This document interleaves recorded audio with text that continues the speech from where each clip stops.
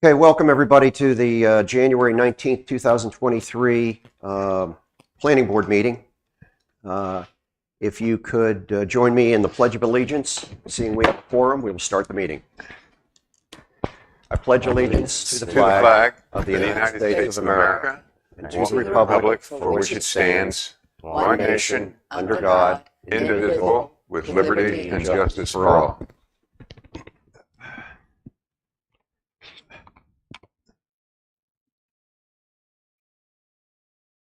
We start every meeting with this same clause, which each member of the planning board has to. I will read from the agenda. Does any member of the planning board have a conflict of interest or the appearance of a conflict of interest with regard to any item on the agenda? And if so, please state so at this time. I do not. And I do not. No? Okay, thank you. We have an agenda before us that has the UDO audit continuation as the only agenda item. Does anybody wish to amend the agenda as drafted for us? Can I have a motion that we accept the agenda, the draft agenda as submitted to us? I so move. I second. We got to cancel the meeting. In the second February meeting, we got to cancel it. Okay, do we do that after we? You need to amend the agenda to add that in there. Oh, okay. Sorry about that. Excuse me. Board, my fault here. There is an item that we have to address. Our next scheduled planning board meeting is set up for the 2nd of February. And I've been informed by staff that we do not have any specific items for planning board review that have come up, so that rather than canceling that meeting on the 2nd of February, I would like to entertain a motion that we keep the meeting on the 2nd of February, but have it, the agenda be our UDO review and continuing of this audit. I so move. I second. Second? Okay, all in favor? Aye. Aye. And at the same time, we had at our last meeting set up a second meeting for the month for our UDO audit for the 9th of February, that Thursday. And I would like to entertain a motion that we cancel that meeting because we would be having 2 meetings in a row with only a week in between each. That's correct. I'd like to entertain a motion that we... Is that week interval going to place it on a burden in terms of getting what we need done so we can... I'm suggesting that we may be losing an opportunity to get a little bit ahead here. So I agree. I think it's a possibility that we're not going to get through all of our homework today. So, I think that meeting early in February may allow for that time needed. I'm going to push to try to get some material to you at that meeting. It may not be as much as you're accustomed to, but I'm still going to shoot for getting some material to you at that February meeting. The chair and I also spoke about moving forward when there's opportunities for when your regular agenda, it may appear that you're not going to have much on the agenda or anything, and we're maybe going to try to move into holding some meetings on the regular agenda rather than at that second one. We've made pretty good progress here, and in truth, you really after today have been giving really the true meat of this thing. We've got subdivision, signs, and then the definitions, which will be another thing. But you guys really have got the crux of this now in draft form. We got a lot of work to still do, but we're in pretty good position. Well, I think that the fact that we had already changed the meeting because we had conflicts within staff and planning board for the 16th of February, so we moved it up to the 9th. That would mean 2 meetings in a row, and I would agree with Wes that we may not have an opportunity to sufficiently do our homework for the meeting that would only be a week later. Okay. But I would like to follow your train of thought in the future. If we don't have a meeting, if we don't have any items that have come before the planning board for review or approval, that we have 2 meetings a month just to discuss the UDO. Yeah, as long as it can work out with Wes's schedule, I always keep that in mind. I would have done True. that in February, but True. we had in the building staff conflicts with the 16th, so we moved it up. And then that really and then Wes has a conflict, but the second worked out better when I gave him the option. And doing 2 meetings in a row in a week with the staff conflicts that we've had in February, it made it a little bit difficult. But again, I'll echo Wes. I think we should be able to make some headway today. And in your packet there, we'll be finalizing the old Article 6 and most of 7 through this as well. So, And Wes, you do not have a problem with the meeting on the 2nd of February as being a UDO No, audit meeting? As of now, that's the only, and I apologize. I was sending Katie; she needed some material. That's February 2nd is the only time we're scheduled to meet. The second meeting in March, I do now have a conflict. I can potentially modify it, but that's something that I think that we may need to, as we get closer to the end of February, have a discussion about, and it will be dependent upon what is on the agenda with for February, the March meeting. Yeah, with February only being a shorter month, as it always is, Mhm. I'll know by the time I get back from my zoning conference what March's meeting is going to tentatively look like, and I'll work with Wes to accommodate.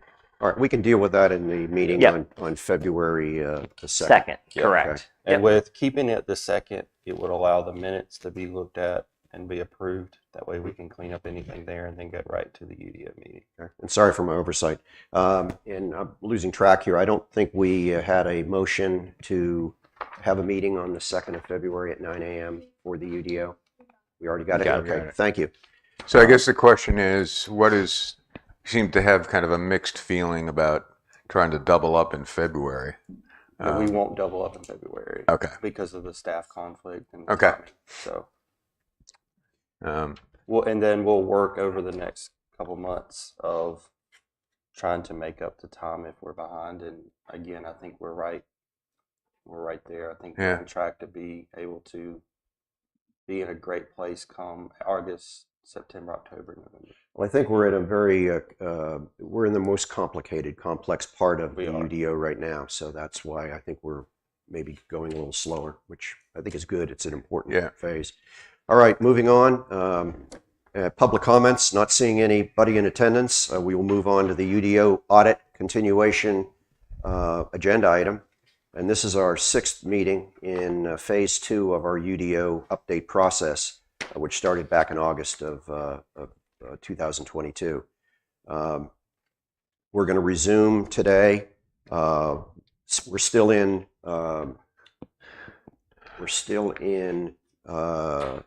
temporary uses, and the last meeting I had that we finished up on what I have as page 3-49 at the top, which is temporary real estate offices. But I'd like to just take a second and move backwards to food trucks, which is 3.9C is in Charlie, mobile vendor or food trucks. And the reason I wanted to move back to it is following our last meeting, I was contacted by 1 or 2 citizens that had some confusion, or at least had some questions regarding food trucks. And I wanted to be clear, and please make sure that I am accurate here, that C, mobile vendor or food trucks, that this section is not intended to deal with food trucks that might be associated with a special permit for our park events. That these are food trucks that would be more in the natural course of business throughout the town. After the last meeting and with Lisa's advice, I took it upon myself to reach out to our council on mobile food trucks, so where we stand, where we are now, and what we were looking at in the future as far as this draft ordinance. It was a pretty unanimous thing to where we need to leave it the way it is now and not venture into allowing food trucks and vendors as a separate use outside of special permits or temporary events. So Wes and I've talked. We will work on this in your next draft language, but ultimately we will be leaving it the way it is now. Meaning removing this new material. So you're talking about removing all this new material under C, and keeping in any references would be, or any ordinances that would pertain would come out of our existing UDO that we Yes. are under right now. It would be tied to special events. We are not taking that away, but they would be tied to special events only. As a citizen, I think that food trucks are an attractive amenity for the town if properly managed. And I'll look forward to, in the future, to dealing with this as a planning board item.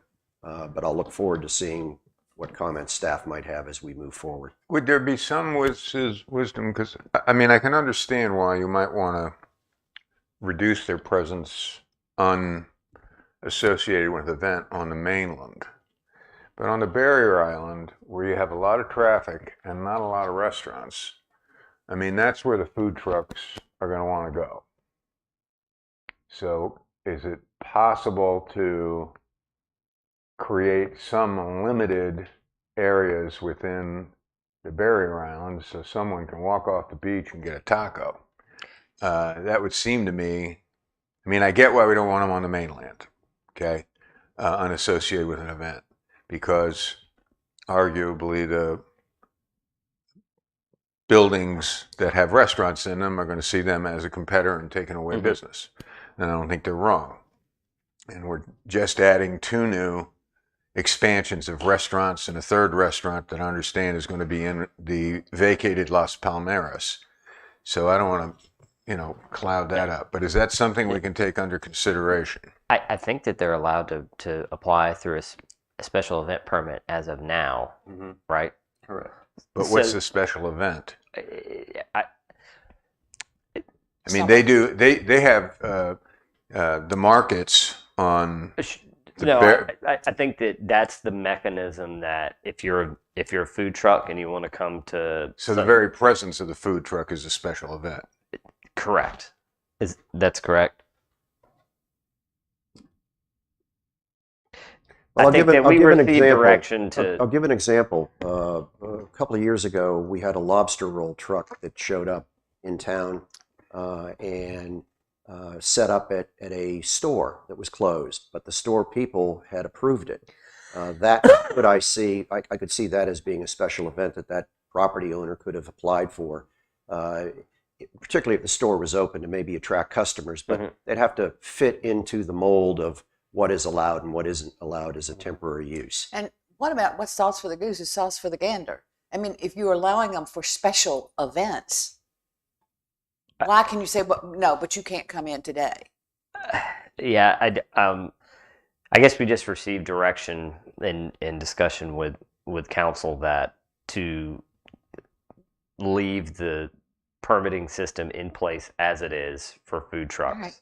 And it may be that it needs to be further evaluated, but it may be that needs to be a bigger project or a different project outside of Or a project on its own. a project on its own. Okay. Correct. Okay. And All right, and- I'm just stating that I Fine. think there are some advantages to Yeah. it that we should and I pursue don't that. disagree with what you're saying at all. I just Yeah, I mean, I think it could be yeah. done in a limited way Yeah. where, okay, you have Yeah. 3 designated spots. Anybody that wants to show up, Yeah. pay a permit fee to park their truck that day, without, I mean, I can see a couple of spots where they could be along Main Street without creating too much of a ruckus. And I certainly think it would, because there are no restaurants on the barrier island. Well, I think staff understands that the planning board has some affinity for food trucks and that we would like to maybe investigate some avenues to control them and have them used as an amenity in the future. Great. The next moving on to D under temporary uses, temporary real estate offices. I'm on page 3-49 of the November 17th homework assignment from Wes. I had no comments under temporary real estate offices. I thought what was added there 5 years and 80% was appropriate. Does anybody else have any? I have some concerns in that I mean, I get it. You've built a development, you need a real estate office on site to sell to. But I just fear, I mean, because there was a request from that text amendment that we passed on, where real estate offices were suggested as a permanent business that could be in an MR3 based on the text amendment. And my sense is there's a lot of real estate offices that, they don't want to leave after 80%. I don't think, Riptide's built that beautiful building on Sea Trail. And when I talk to them, I don't see them as... That one is that's a different entity. That's not a temporary real estate office. Typically It's a model home. these occupy a model home, and they're just it's a home that'll eventually become a homeowner's. But I've been in that building. That's not a model home. okay, well, I would not. So we have an example of this in the Villas at Seaside. There's a temporary real estate model home set up, and it meets the very definition of this. It's either 5 years, you either get permission to use it for 5 years, or after 80% of the units are sold. Yeah. and if Okay. I think that this is an attempt to control them and make them appropriate, and I think this is a good way of doing And it. if somebody if we're silent about it, then there is no time or percentage. If somebody's operating limit. outside of that, to Richard's point, then they'd be subject to being in violation. Well, the other question is, where are you getting your numbers?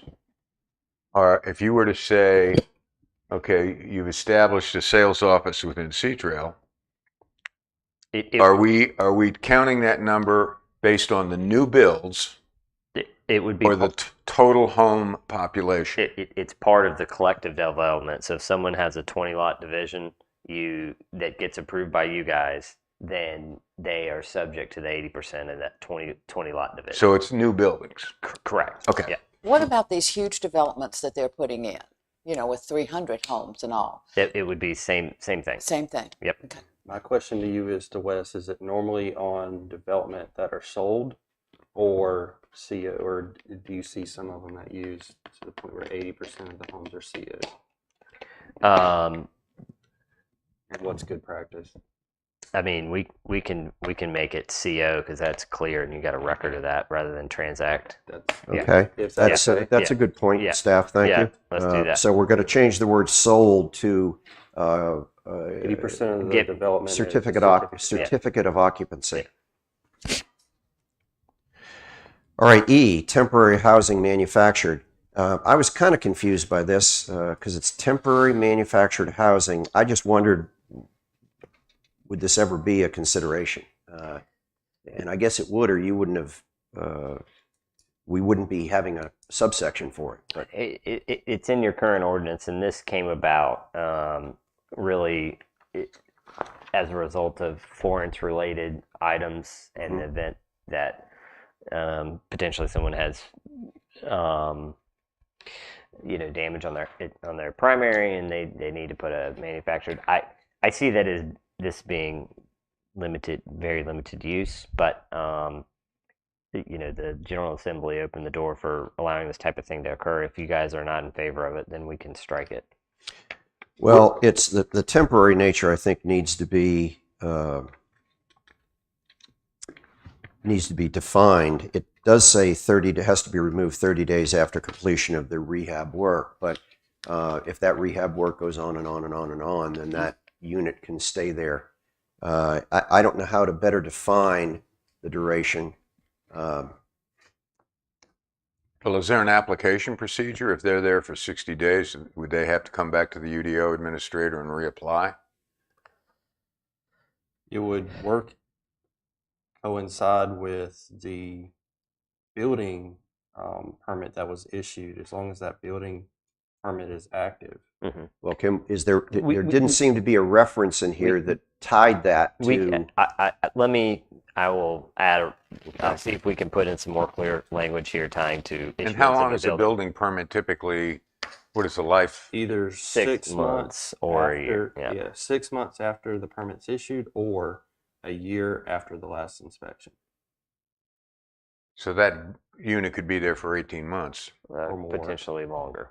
Well, but that, at least that puts a time frame Yeah. on it. Right Yeah. now, there is no time frame. Right.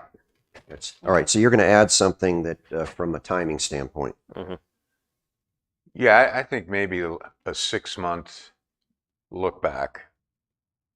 Well, we want it launched upon, it would start off with upon approval of a building permit.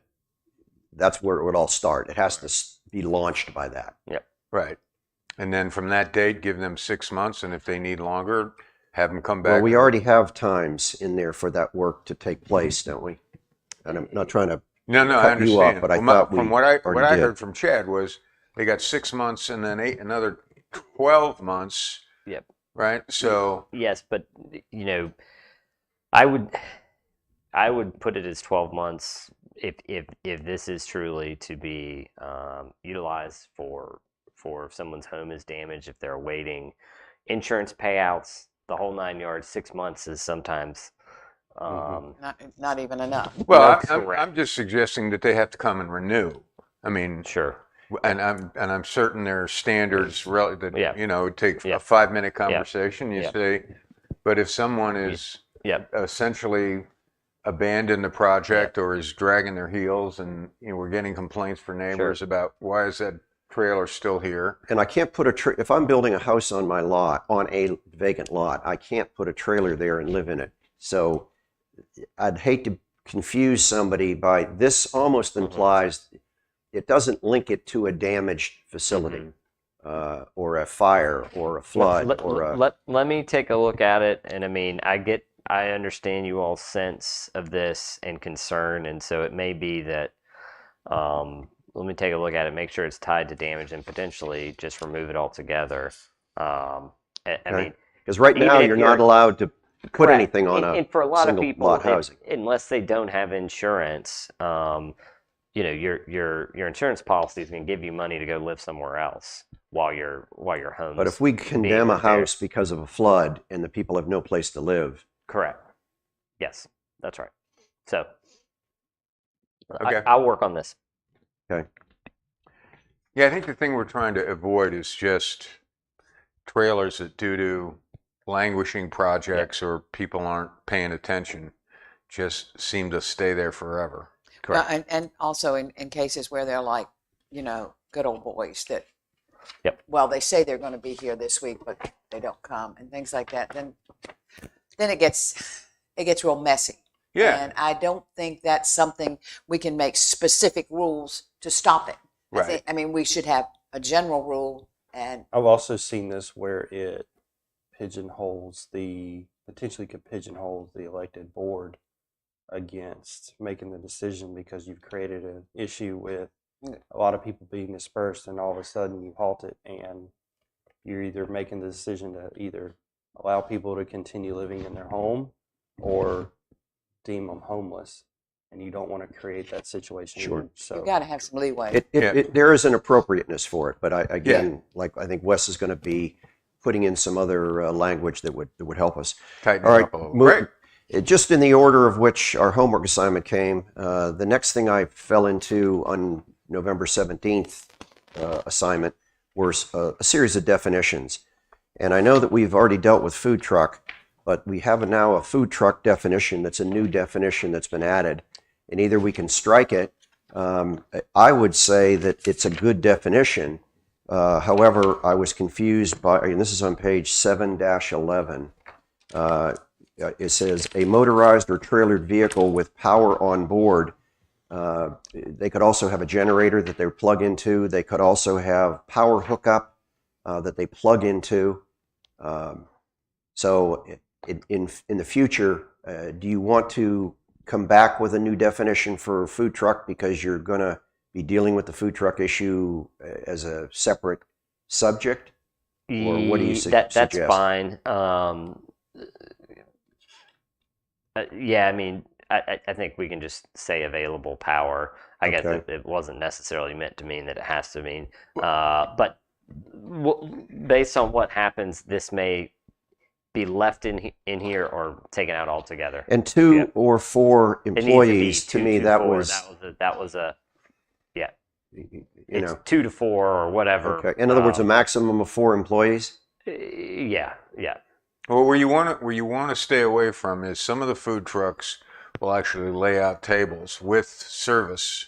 There was Now you're going to be up to Yep. 6. They're prevented from doing that in in the regulations. in C because it said that Yep. seating must be 3 foot away. I mean, there's Correct. all kinds Yep. of things that are Yep. that we're striking in Yep. here. Okay, Yep. good. It deals with trash pickup. It deals with all kinds of things that are Okay. important if we're going to deal with food trucks. Correct. The other question I have is many of the food trucks, and I mean, my offices in New York City were lined with food trucks. And one of the problems some of them had that New York had to deal with is many of them were powered by gas powered generators. Yep. And that made the fire department very nervous. Not only that, some of them, if they weren't properly tuned, could leave quite an aroma. So what are we? So I think ultimately the food trucks are going to come out all together, and I think that again that's going to be a project that you guys are going to take on separate of this process. Okay. If a food truck is making themselves undesirable, then that's certainly going to reflect in their business True. success. And there's separation requirements in here to combat that. Right. But yes. All right. Again, we're going to deal with that later. Yep. Okay. Moving on to hotel or motel. Hotel or motel, and we were adding motel to that definition. Just to clarify. But we talk about the use of transient or permanent guests. Do we run into trouble by having permanent guests at a hotel? I mean, I guess by nature of the term guest, they're guests and intending to leave, but that's your existing definition. I don't believe it's ever created an issue. Because it also refers to tenants. It has guests or tenants. In the past, but I guess we could strike permanent and tenants and just put transient guest. I would. Yep. Or semi-permanent or some word other than forever. Yep. So it would just say pay the use of transient guest. Permanent or transient guest. Yes, I agree with that. Yeah. And at the last line, I was confused of hotel and motel. It says offered to guests for compensation. I guess that's a legal term that means the guest is paying for a room. Yes. Well, is that to suggest the guest that arrives based on a rewards interaction? Well, you're still paying. You're just not paying in money. You're paying in rewards points. Yeah. It's just like you're paying for a flight when you're using frequent flyer miles. The other model I could see for this is if a contractor is flying in workers, and this is part of the contractor's compensation for the worker. So I think you guys are taking this out of context. Yes. Okay. Yes. It's just saying that motels may be you can access it without going inside of the building, just same as any motel. So if the compensation thing is throwing you off, let's just take that out. It would say motels may include one or more buildings containing sleeping units with individual access to the outside. Period. There's nothing in here. We're All right. Okay. You can leave it the way it is too. I just I don't. It doesn't cause me. I wasn't. okay. But the one or more buildings. Okay, so we're not limiting the number of buildings in this UDO. No. Why? This is the definition. The size of the building would be limited to dimensional requirements, And parking height and- requirements. Okay, so that's height farther requirements. downstream. Yes, Okay, fine. Under marina, this is housekeeping. I'm going to let that go. Maritime rental. Uses involved in rental, service, and repair of watercraft and not trailering services, but maritime trailering services. I wouldn't want this opened up to, they could also fix motorcycle trailers, or they could fix landscaping trailers. Okay. If it's a maritime rental facility, then I think it should be limited to maritime use or maritime equipment. Yep. We can add the word maritime there in front of trailering.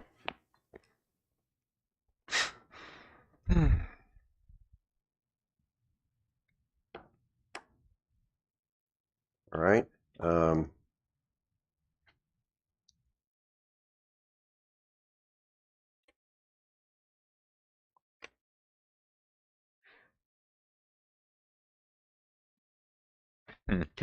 Peer public.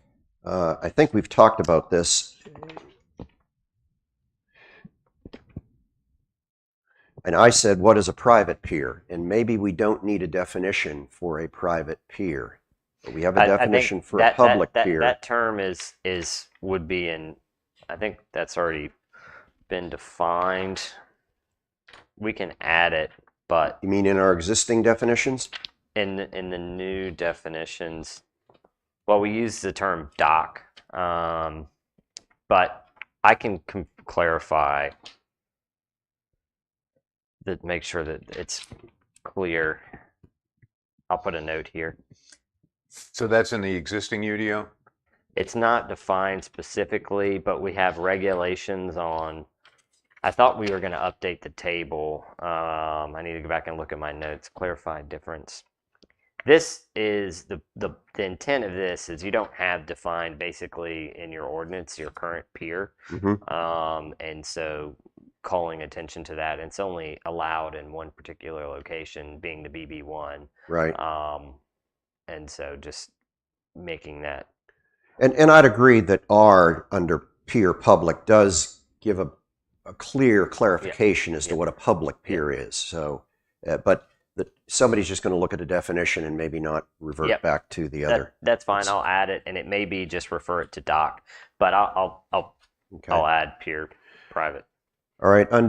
I forgot to note, Ron LeBruno is not with us today. I mean, he's with us. He's just not present.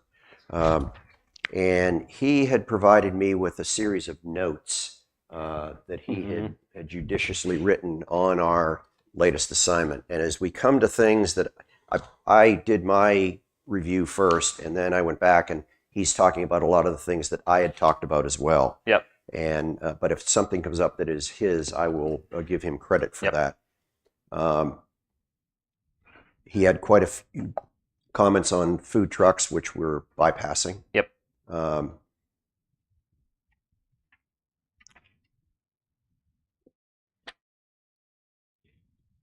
going to catch up with him here if you can bear with me a second. Do you possibly have a... All right, utility services, small definition. I think we had agreed that and Ron and I both picked this up, it's only minor structures of 250 square feet That's or correct. less. I've got that in my notes. All right. Going to the table of contents, if you will, for 3.16, which we're in right now, building design standards. Are we all the way there? Well, I guess we're not there yet. Okay. Yeah. That's what I was thinking. You were not there yet. Yeah, You're right, okay. because we have to go to dimensional. It was on this page, but I noticed that D for color and E for compliance should be E and F. If you can, in case I forget it, it's on your page X7. Okay, just on the table of contents. Right. Okay. Is that the section reference document? Okay. Yes. That's just And what was the correction? a mistake. It should be color and compliance under building standards, and we haven't gotten to building standards yet, but I'm on the table of contents now moving forward. Color should be E and compliance should be F.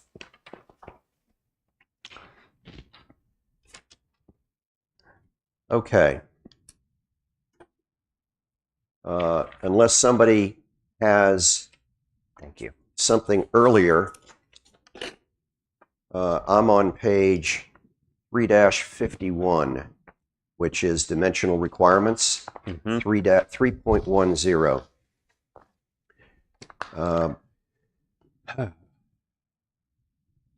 I think Wes did an excellent job of eliminating some confusion but at the same time, it's confusing by nature because we're going from a totally different format in evaluating lot sizes and And no setbacks and everything else in our various zoning districts. So that's where this becomes a little bit painful, but we'll get through it. Could you just give us a quick summary of the principle behind these changes? That might Sure. help. In your existing ordinance, you have a page, or actually some 2 pages, or in some cases 3 pages for each individual zoning district, and there is a monumental amount of repetitive text in there, Got it. things that are repeated time and time again. And then there's also lots of instances where there's different terminology that are used for setbacks and yards and density, etc. Even though they're trying to establish the same standard. Correct. Right. Yeah. And so normally in most ordinances you have what is called a dimensional standards table, and so we have taken everything out of those, whatever it is, 30 pages, and try to consolidate it here into this table 3.3 and on into table 353. And the reason being that if someone has a question or someone wants to understand what their dimensional requirements are, that it should all be here in this one particular location. Got it. Okay. I think it makes sense, certainly. Yes. There's a lot now. I have, and I mentioned this at the close of last meeting, that I have made some potential recommendations here. There's a lot of Sunset Beach is unique in the way that you establish some of your setbacks and basing it on a percentage of certain portions of your lot width, for example, which in theory makes sense, but in administration purposes could be problematic, where you may have lots that are double the lot, Unusually shaped lots. Yes. or unusually shaped lots. And so in particular for the setback, this may get changed back to what it was before, just making it a standard 7.5 feet width, or making it a 10% of what your minimum lot width is. So moving forward, things are a little bit So what you're simpler. suggesting is that they're in consolidating this, there are some tweaks and changes in terms of the standard. Correct. There is nothing. I would say the most substantial is the side setback modification. And you did that, and it made sense, Wes, that you did it. That you put in 7.5 feet. We're just talking about MR1 through MR3 for right now. Correct. Right. And you took away the 10%.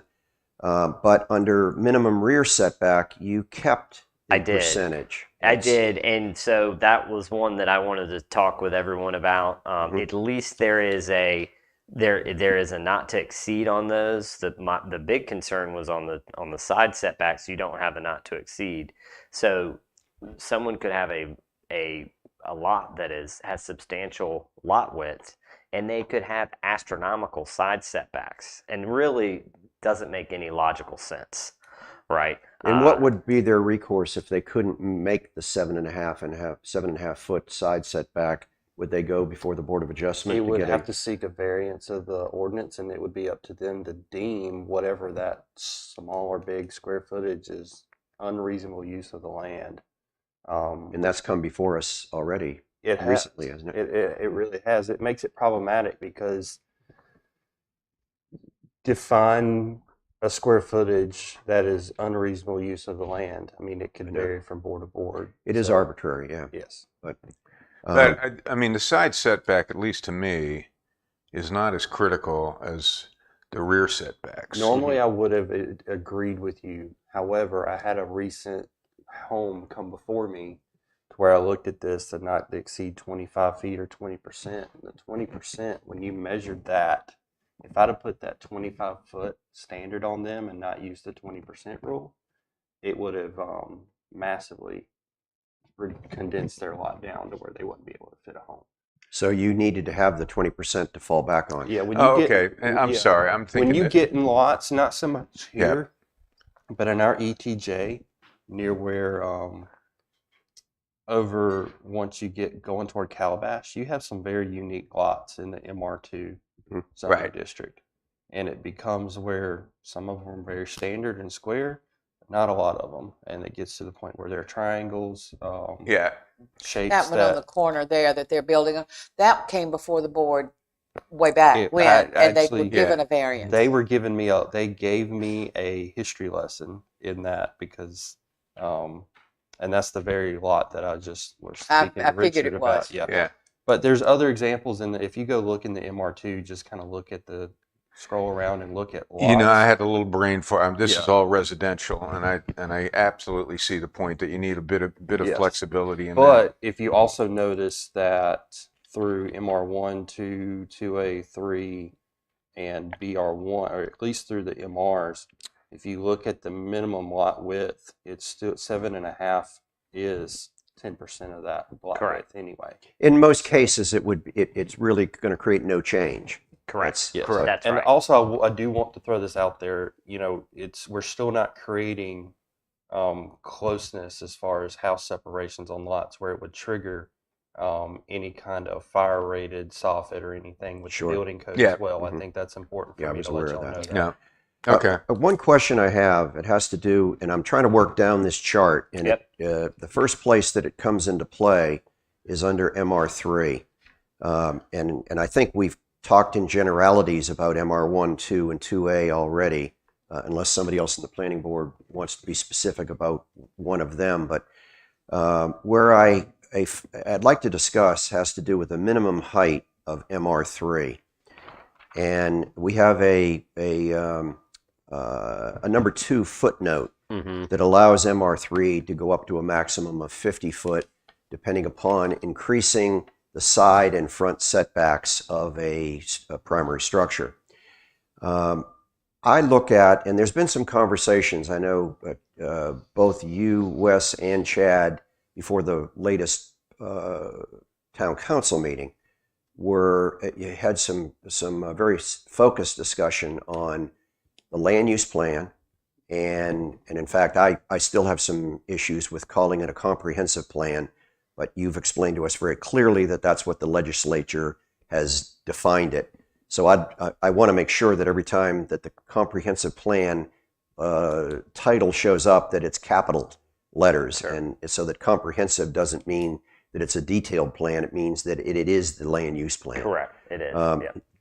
But be that as it may, I buy that the legislature has established that as It's a very term. Yep. specific definition. And I'll note that town council wanted you to repeat that and repeat that and repeat that. But I side with them Yep. on that because people don't know what a comprehensive plan is yet. They will eventually. Yep. But our land use plan, our comprehensive plan, I think establishes some very specific priorities about, and I'll read from it, to retain the existing low profile building height of the community. And I believe that in MR3 we've allowed up to 50 feet because there are some situations where multifamily housing can be allowed under special use. However, I don't like the idea that a single family property within MR3 can be built higher than 35 foot as we define it. I think that does not retain the existing low profile. And I'd be very much an advocate of limiting MR3 as well as, no, not MB1 or MB2. I can see the need for that in a business district of MB1 and MB2. But in MR3, which is a residential zoning district, that it be limited to 35 feet. I don't know what other No, members of the planning board think. I'm in agreement with this. I think now that hopefully we've provided some flexibility with conditional rezoning, if somebody's really hot to trot to put a 50-foot building in, there's a process for that. But yeah, I think that should come down. Let me ask you this. Sorry, Sybil, go ahead. Yes. No, I was just going to say, could I ask why that was put in? Because I It, thought, it's always been, always It's there. always been in? that way. Yep. yeah. And you do have some that are under construction right now that are. So I wanted to put up this point because we have a townhome project that exceeds this. So there are exceptions in the rule now that allows it in the MR3. So would you want to? But that's multifamily. That's very true. So, and that was But- allowed because that had already been approved prior to our Would it- changes in multifamily for MR3. So would you want to? Because you do have other entities that's in there that could possibly be allowed that would exceed the 35. But they would be special use. They would be, Special use or conditional zoned.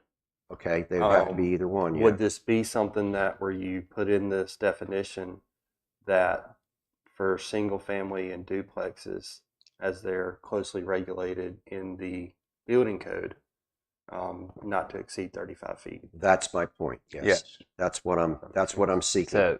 So we just need to add it.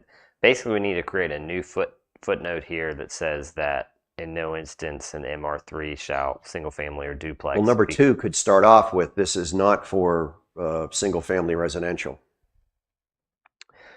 Yeah, because MB1, MB2 wouldn't. But yes, we can add that. Oh, I see what you mean. That footnote is yeah, is applicable to all of them. Correct. Yes. Yeah. Okay. Yeah, yeah, because with MR3, I mean, they could petition for greater heights through the special use permit. Well, it also would create, you could seek the additional height as long as you are not a single family or duplex entity. If you are outside of that, such as multifamily or commercial entity, you Well, could we're not exceed the allowed, 35. MR3 isn't going to allow commercial entity now. We haven't approved that. Well, the condition. There are some commercial entities that are allowed in MR3 as it's currently written. I wasn't So- aware of that. I thought that was all Anyway. part of the text amendment process that we were trying to create. We'll add a clause here that 1 and 2 family not permitted for above 35 feet Okay. in MR3. One thing that we had in our existing UDO under MR3 is we had a stipulation under, I believe it was side setbacks, but there were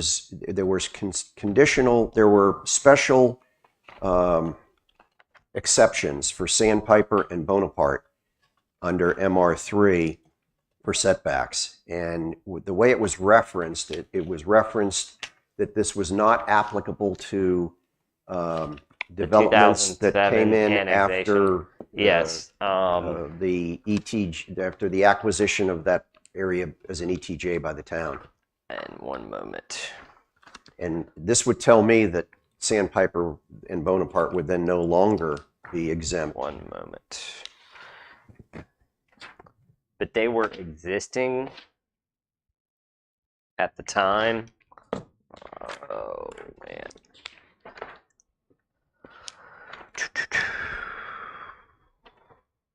Trying to find that page.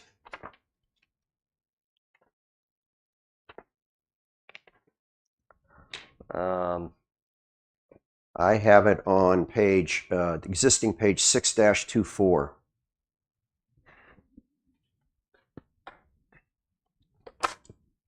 Under K. That's correct. Or L. Oh, yeah, okay. All right. Yeah.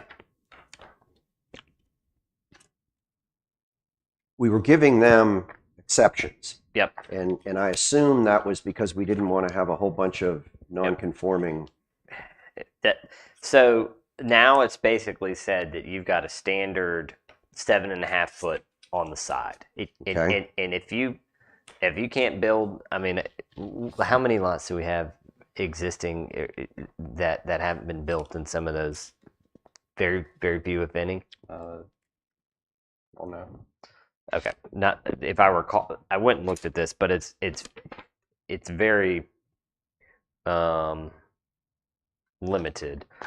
Well, are we going to get in a situation where somebody's bought a lot under these rules and now they're going to, I mean, would that be grandfathered into the old? If they pulled a building permit, or they would potentially need to apply for a variance in that instance. But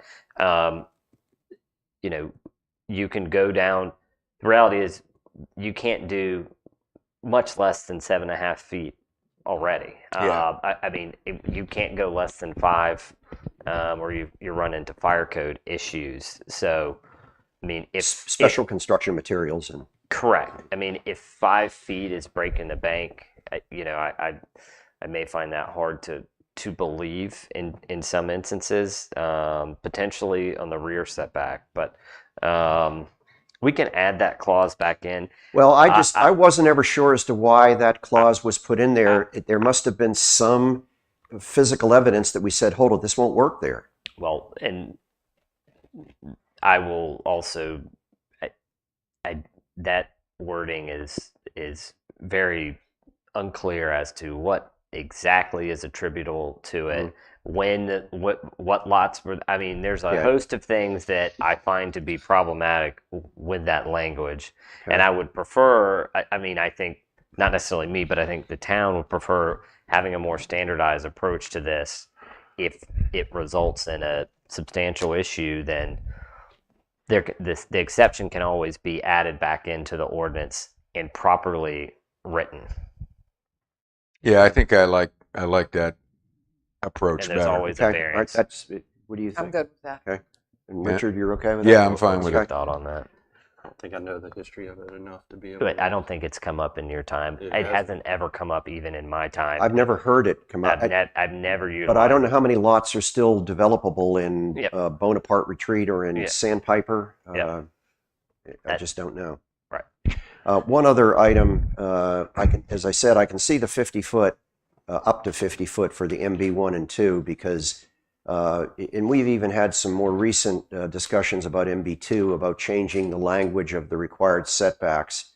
And I can see in here that we've reflected for a front setback of 25 foot when it was 45 foot. But that is in line with what we've just The recently adopted text approved. amendment. Correct. Yes, okay. Just wanted to be assured of that. And we've also changed under MB2 the lot size from 20,000 square feet down to 6,000, and you've properly reflected that in these notes. Because I'd hate to author a new audit or and then we forget the stuff that we just did No. 2 months ago. Yep.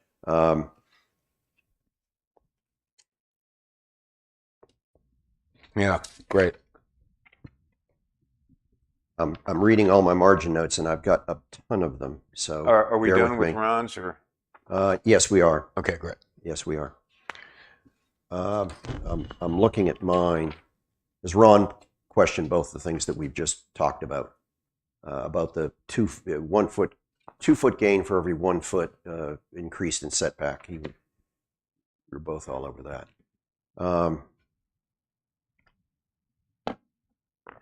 Under BR1, and as everybody is aware, Beach Residential 1 is on the south side of Main Street on the island.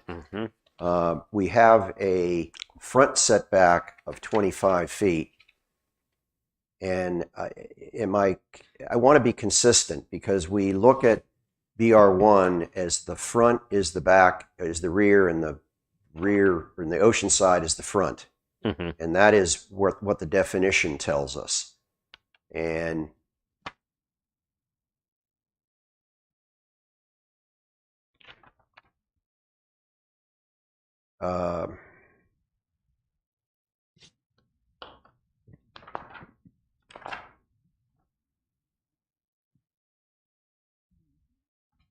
we have them on,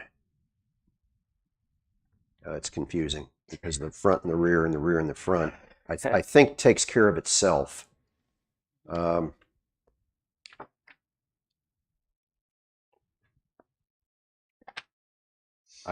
believe it takes care of itself as I look at my notes and what we've already discussed. And just to clarify on that, on page 3.53, B7, Yes? the depth shall be limited to no more than 150 foot from the property line abutting the street right of way on Main Street. That still exists. Okay. We're not Okay, good. We're not changing that. Right. It's just not in the I place that you're used to seeing that. Okay. All right. No, I think this is I mean, those 30 pages that you referred to, Wes, were, I'm now moving to BB1 on page 3-52, unless another planning board member wants to no, I'm discuss good. something prior to that. Under BB1,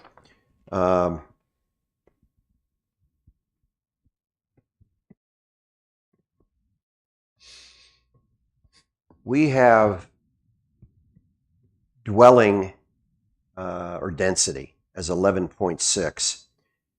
And for my own edification, if we go back several years, we had a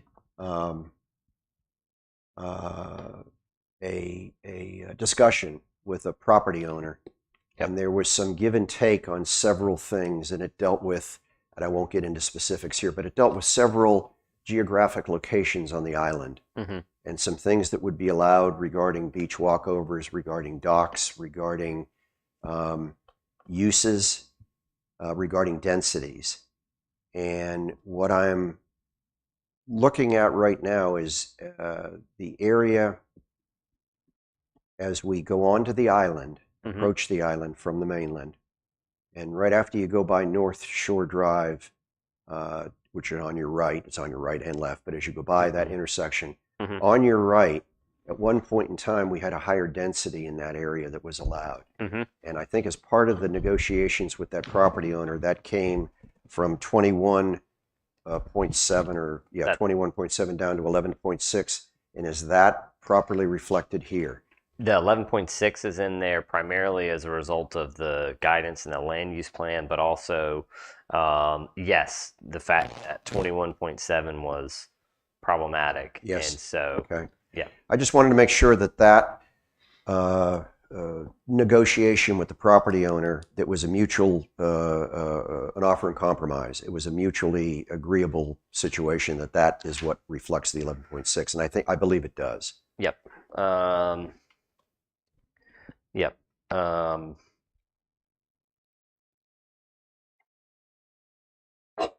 Correct. Yep. I'm going back and rereading this. Yeah, that was quite a interesting conundrum. That was way back in 2015. Yeah, it was a ways Yeah, ago. yeah. Yeah. And what property was this? It had to do with various properties on the island, such as Palm Cove, such as Sunset Beach West. There was several areas that came into, I believe even Riverside was involved in that, and some of the BB1 properties. But I just wanted to, for my own edification, get a head nod from you that that's why this is now changed. It's what is now reflected. changed? I'm a little lost here. The density's been cut in half as to it was 21.7 dwellings per acre were allowed originally in BB1. Right. And part of that negotiations was to reduce the density down, and it was a mutually agreeable negotiation with that property owner. So now we're down to 11.6. 11.6, yes. Okay. So they were allowed to be over that density?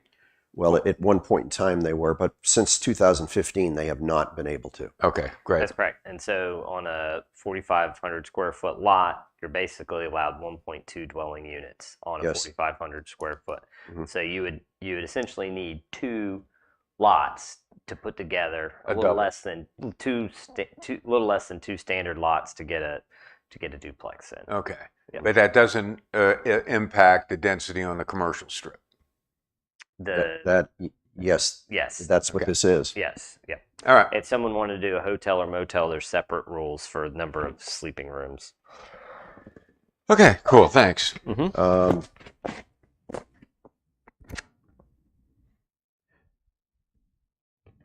CR2 has always been, I guess, a little bit confusing as to just where it is. But we have obviously a 1 acre minimum lot size. I think it probably takes care of itself. But Chad, am I correct in assuming that CR2 is a very isolated? It's not something that is going to come into play very often. This is actually a new zoning district, and it was part of the audit when you get to your revised table, it'll be back in there, and it got left out in the table of uses. It does not exist anywhere on the map, but this would open the door for if the town wanted to proceed with Conservation Reserve. correct. With the what? If the town wanted to proceed with allocating a different zoning district to basically all the marshland, Okay. that right now you're allowed to develop single family residential in CR1. This CR2, the only thing that would be allowed is essentially, passive recreation and, like a dock here or there. No It's a actual. new zoning district Yeah. that's Okay. being brought up, but That's it's correct. But that would take a separate action, but we're providing the framework here for that to be a step that the town could take. Do we have a definition for it? Did I not? There might not have been a there is in the draft that you'll get back, there will be a description of it in your revised draft. That was something Okay. that I noticed when I was going back through my notes that I needed to add. So we can talk about it further, but if you're looking at the map, it's basically would be a substantial portion, potentially a substantial portion of the CR1 Yeah, I where s- there's not Yeah, single family. right. So this, in essence, would reserve this land for open space. If the town proceeded with rezoning it, correct. Okay. Most of it can't be built on anyways because there's camera regulations and a host of other things. But it's a placeholder and a definition that if we in fact want to use it, we have a place to say we want to zone this as this. Indeed. Okay. All right. Cool.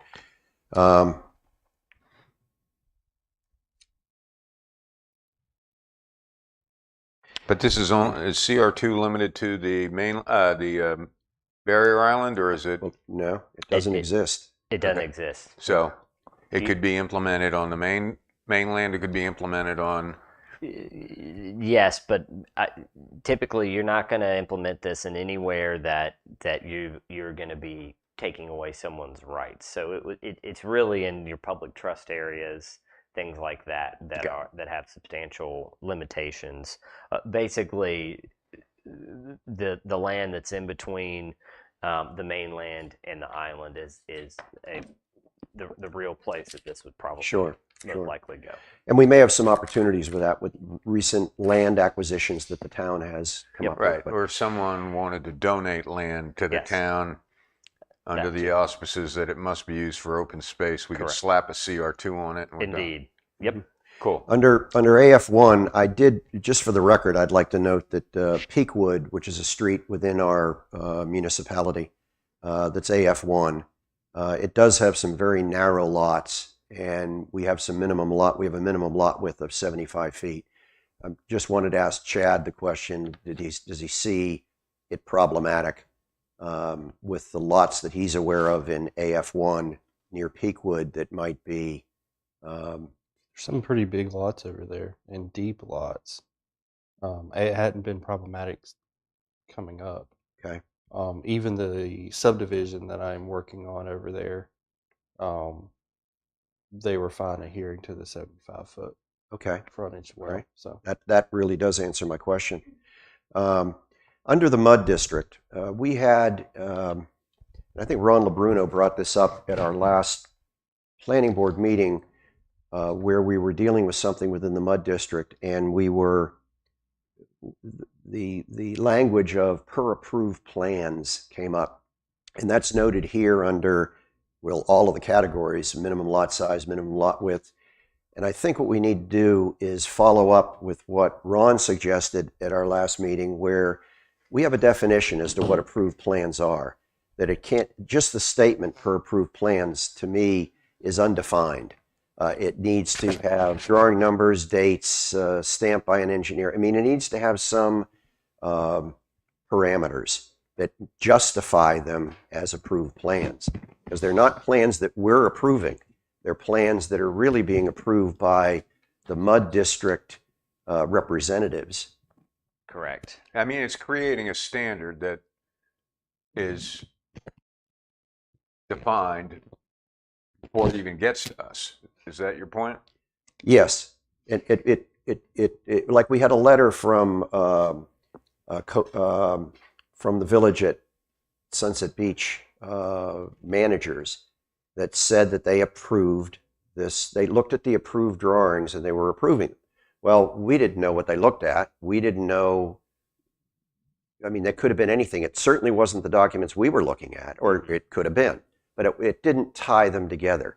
So we weren't really sure what they were saying. Yeah, that looks good to me. Yeah. So I'd like you, through wordsmanship, to say, I mean, you can say per approved plans with a footnote that says what they are, that they have to be defined by a date, by a title of the drawing, by a, something that identifies this very specific plan that's being approved. Yes, I think we still need to sit down with them also and figure And out. maybe you can add something to the extent of per approved plans for submission. Well, you still need a date and a title. It has to be something that can be identified 5 years down the road. Right. And Well, I get uncomfortable with, I mean, these are approved plans. Well, who approved them and for what? They're approved for submission to the planning board.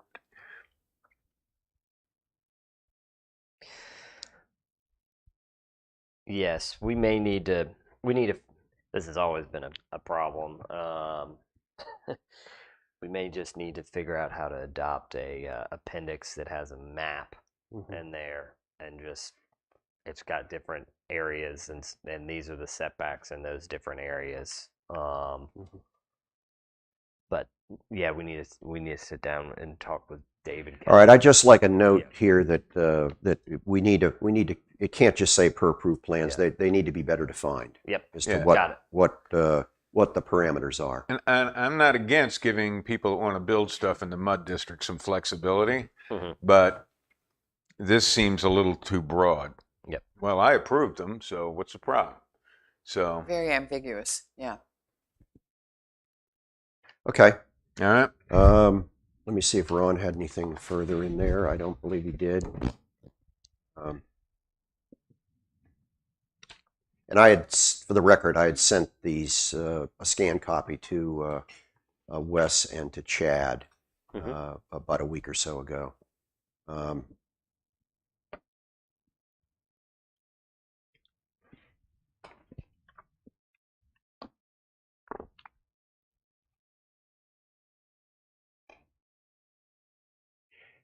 Ron brought up a point on page 3 dash.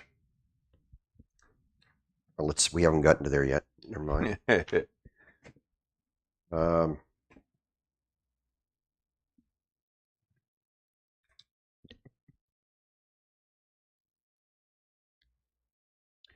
Okay, I had nothing under the rest of that table, 3.3, that we haven't already discussed.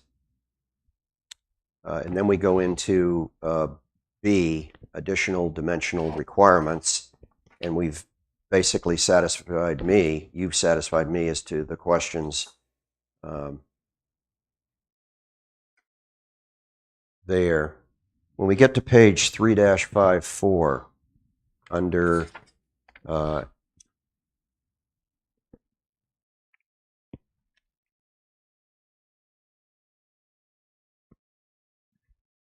we go to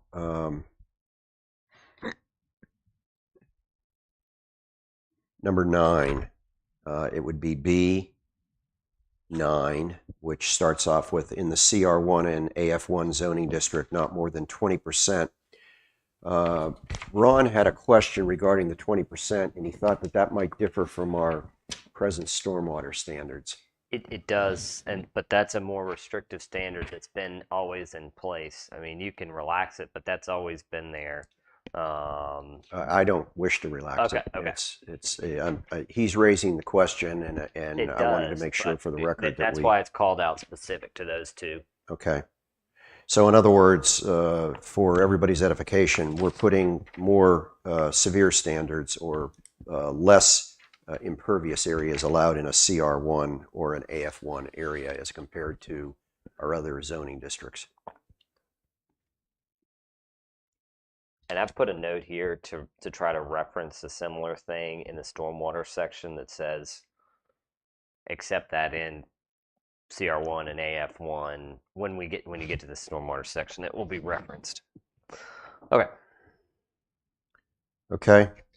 Can you explain under 3.11, which is general development standards, you've made a special addition here of allowing more than one principal structure in a non-residential or multifamily on a lot. Can you explain that? Sure. I think I know where you're going. We but- had a discussion about this many moons ago. Yeah. But typically for residential, you're only going to have one principal structure, right? Yes. You may have an accessory, Mhm. but in your commercial districts, there may be an anchor tenant.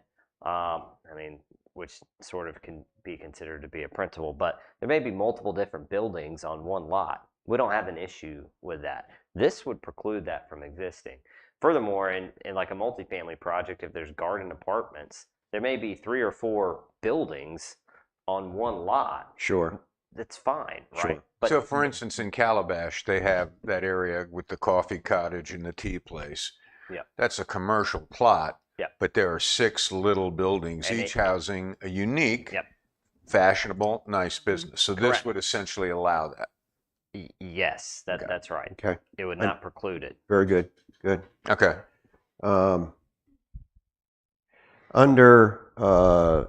We're still in 3.11 under C for debris from building construction.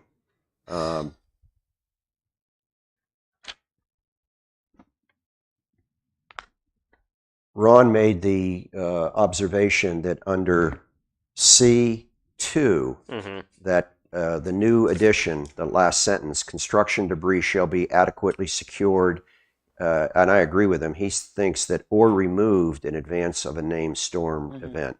Yep. And I staff think does that's this obvious, already. but pardon me? Staff does this already. Even before Ian, staff was in contact with all the contractors about securing trash, having your And I debris or appreciate stuff that, removed. yes. And porta johns, making sure those are we had a couple instances where they were, blown over, but Mhm. staff does this already. Okay. So I just wanted to make sure No, that is and I know known you as do, and well. I've I've not seen an issue with that. But I think the adding of the word "or" removed it can be convenient for the public that's reading this. Yes. Yeah. Under 4, we talk about it's underlined and it says "or ground." Is this addressing contamination of groundwater? Is that what you're trying to do by adding the word "or ground waters"? Because it's just said before, that hazardous material from that- surface. That was as part of our audit, a comment that groundwater be put in there as well. Okay, did that come from us? Yes. Okay, all right. I think it's a great one. I hope it was my suggestion. Yes. Because today, groundwater is certainly of concern. Yep. Yeah. It's Mhm. Historically, it hasn't been as big a concern around here, but in New York, where I Yep. live, it's a big issue. okay. Great. Moving on to Can I just ask a question? Please. The elimination of item 3, large structure and commercial must have dumpsters on site for debris. Is that moved somewhere? where are you? I'm just back one. Are you on D? Yeah, I'm Oh on no, okay. C3. Okay. We've eliminated the requirement for all multifamily and larger structures. I'm assuming that's placed somewhere else. That I can't recall off the top of my head why that was specifically removed. I think But- it was just kind of redundant because this is talking about debris and building construction. That's Yeah. right. It would Yeah. be encompassed for all. That's construction. that's Okay, So, so that's just calling out Department of multifamily is Redundancy redundant. Department. Yeah. Okay, great. Okay. Just All right. because it eliminates that does not mean they can just Yeah, not have trash. dumped. absolutely. Yeah. Now getting into which is planning boards and town council have struggled with this section 3.12 filling, grading, and excavation. You promised to leave it alone. No. Because it's And I've had issues with it. This was discussed when I was no longer on the town council, but before I got on the planning board. So I sat back as an engineer and I looked at this and I said, this is confusing. And I'd like to bring up some points. We start off with for lots on the island, and I appreciate that the island is a different situation, a different complexity than the mainland, but we do separate the mainland and the island. In talking about the island, the first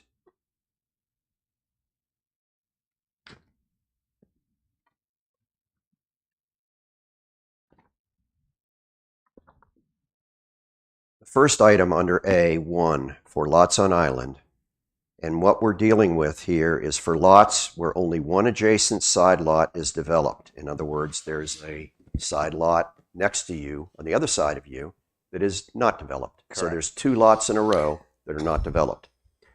The reference for the filling, where you're allowed to fill to, and we want to do that because we don't want to end up being a catchment for all of the water coming off of the property next to us. And we also don't want to be developing a lot that then sheds a whole bunch of water onto a developed lot. That's correct. What we say here is the adjacent side lot is for lots where only one adjacent side lot is developed, the finished ground line shall be no greater than the finished ground line level of the adjacent developed lot. That to me means you can look all over that developed lot and come up with a finished ground line. But we very specifically on B for lots, undeveloped lots that have lots developed on each side, we very specifically go 10 feet into that lot line, the adjacent developed lot lines, and we use that as our benchmark grade. And then we find an average to it. I would venture to say that under A, where I'm developing a lot with an undeveloped lot on one side and a developed lot on the other, that I really should only go 10 feet inside the developed lot to establish a grade. Because what I'm really trying to do is I'm trying to establish a gradient so that water from them doesn't come to me and water from me doesn't go to them. And if I leave it wide open, that I can go anywhere on that developed lot, if I want to raise mine, I'm going to find the high point on that lot because it doesn't say average grade line, or it doesn't in any way limit me to picking and choosing the highest grade on that developed lot next to me and then raising my grade up to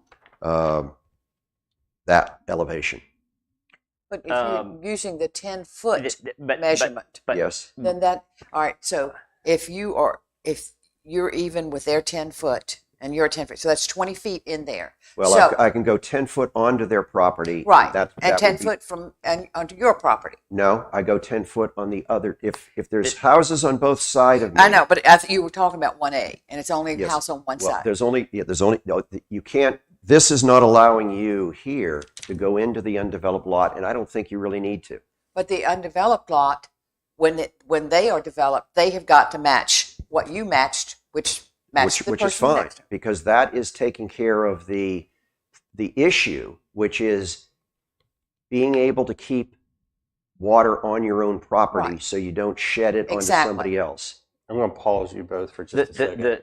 And so, but if, Mr. Chair, if you do read the definition of finished ground level, so if we're talking about this instance where we're pulling off the just the one next to us, Mhm. finished ground level is considered to be the average finished elevation of the lot measured at the front of the building.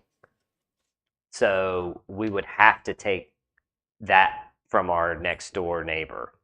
We couldn't pick if they got a random high point on their lot. We couldn't pick that. And plus, you can't go over 10 feet. But then why under B, when there's lots developed on both sides of me, and it still uses the finished ground line, it lets me go 10 foot onto their property to establish an elevation. I would have to go back to the time at which that was all hashed out over many moons, in many months. But I'm not exactly sure why. This calls out average elevation at 2 points along the proposed building footprint versus the other one that is taking the average grade. And there may be instances where things were developed in the past on either side. I'm not entirely sure why, but I guess I wasn't inclined to question it, given that it's supposed to be pulled from the average elevation.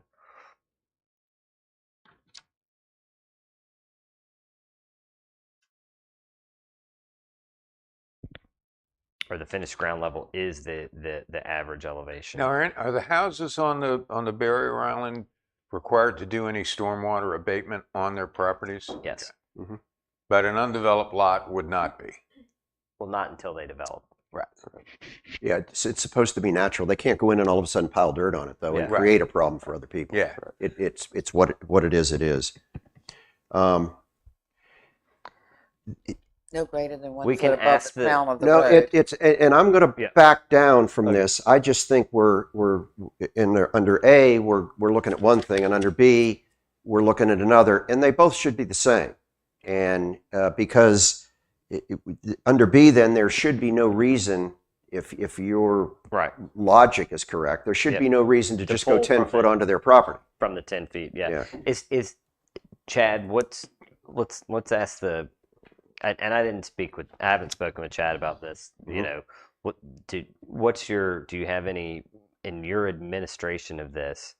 Is it odd that A says blanket finished ground level, and then B has No, I mean, I've got it down to, I mean, 2 years into this, I've pretty much got it down to a science of how I look at this and what I require from developers and general contractors to submit. I mean, I look at this on every single lot. This is not a perfect situation. I don't think we could really create. And I think you're going to something- say that it works, though. It does work. The two people that get punished with this are the first person to build and the last person to build. Well, I don't know that they're getting punished, Well, but it's not punished, but they're getting controlled. yes. But when there's somebody behind you, why is that not taken into And consideration? I could see that being something that is considered is potentially not just the two adjacent on either side, but also potentially the Well, rear it's as taken well. into consideration of corner lots, but Yes. it's not taken into consideration. You're right. I think on that 1 point is what I would potentially look at tweaking, if anything. It does work. But the It would. two people are cornered, or because you got to think the first person to build is only going a foot higher than the crown of the road. Well, if you got that here, and then you have 4 or 5 and it lots. doesn't matter if the land next to them undeveloped is 5 feet tall. Correct. You can still only go a So, foot. in my experience with this, the thing that comes up that I get a few phone calls from is the rear property adjacent to it. Mhm. And maybe we need to take the average of not just the two, but also the one behind as well. Mhm. Well, that brings up a point too. A point also under B for lots where both adjacent side lot, front and rear and it says front and rear for corner lots. It really should say side and rear for corner lots. The other thing is that when I originally talked with Wes and this came up in the audit, I know this was hashed out for how long before? Oh, it done? was 14 months. Oh, at it was least. forever. Yeah, I was yeah. yeah. So Because it started, the only thing that was in there is you just can't go a foot above the crown of the The road. crown of the road, So yeah. That's And all. there were problematic lots all over the place. Mhm. So Well, not, but keeping there this, were we several. don't have 14 months to debate about this. But also, I do think it could be improved, but I think the improvement could be how we incorporate the rear adjacent lot. Let me ask you the question because I think the situation exists and exists in the photograph that's right on right here. It's the Mhm. bottom of that page. Yeah. What if the lot that I want to develop is already higher than the lots on either side? So in that case, I don't have to cut anything down, correct. I'm not making you that you can't go higher, correct? but you can build to the current elevation. I'm not going to make you dig out your lot to make it even. We have a few of those, not a lot of those. There are, if you ride around between, I think it's 38th Street, 37th or 36th Street, from the east Main Street side to Shoreline, you can definitely see a huge curvature where you have part of that part of the island is And it's actually out of the advantageous too, because flood zone. it It's gives so you a better high. view. It gets you higher So- with the 35 feet. Well, how did that dirt get there? Natural. Yeah. Just like Well, the beach is sometimes yeah. wider than it is at other times. It happened. It happened. You can't. It happened. Okay. I promise you, these lots didn't get higher, significantly higher by somebody bringing in fill Well, overnight. we've already been there. Yeah, but it I has. don't want to go there again. Yeah. right? Well, I mean, my Yeah. suspicion is somebody needs to get some dirt off of their lot, and there's a couple of lots Yeah. that's regulated. It's just wind primarily. Okay. Just a housekeeping point, and I'm gonna move back. I'll move off of what I was saying. I think I'm right, but I think it Well, doesn't make a You're gonna difference. pull one and then It doesn't make a difference. But it sounds like we do need to to explore the issue in terms of the rear lot. and yes, and that has come up before, but I also think that whether it's the town hires an intern or Public Works goes out there and does a full inventory of all of the rear lot instances, because without that, I feel like we're going to be sort of putting, we're not going to really understand exactly what we're trying to get after. And what it's created in a couple situations is people have had to build a small retaining wall Yes, to be able to create a vertical grade separation that's right. And- so and that I their will lot say- can then be developed. Yes. And I will say this, as I get into conversations with homeowners of land that are being built or have new construction being built to them, this doesn't exclude you having to control the first inch and a half of rainfall.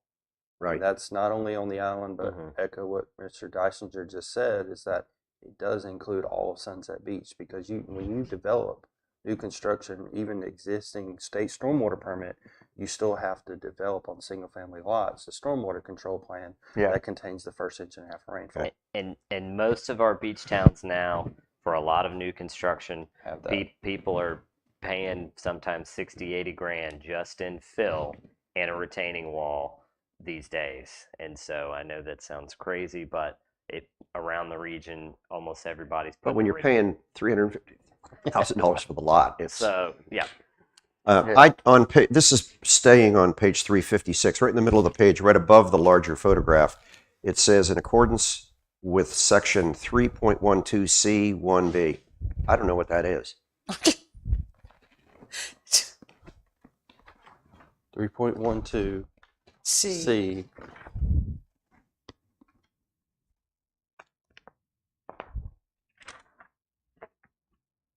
Those should have been.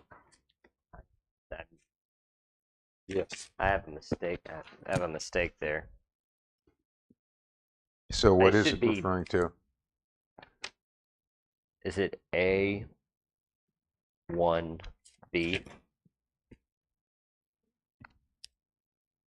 I believe that should be A1B. 3.12A1B. It should, at the top of the page, That's it's a referencing typo. for Okay. lots where both adjacent side lots. So it's A1B. 3.1. Okay. I'll double check. Let me Right. make a note of that. That Thank seems to make I sense. jump. A1. Thank you, Mr. Chair. Yeah, and Although- that's right at the top of the page, right? Although there's a I- A1, but there's not an A2. So This, if you notice, it doesn't have any lines down the side, so it's not new material. yeah. So Oh, you just need well, to okay. figure out what it's referencing to. But what 2 really should be is for lots on the mainland. If 1 is for lots on the island, you would think that A2 would be lots on the mainland. I got confused as to how this was put together, but there's no distinction here. It's not going to hurt anything.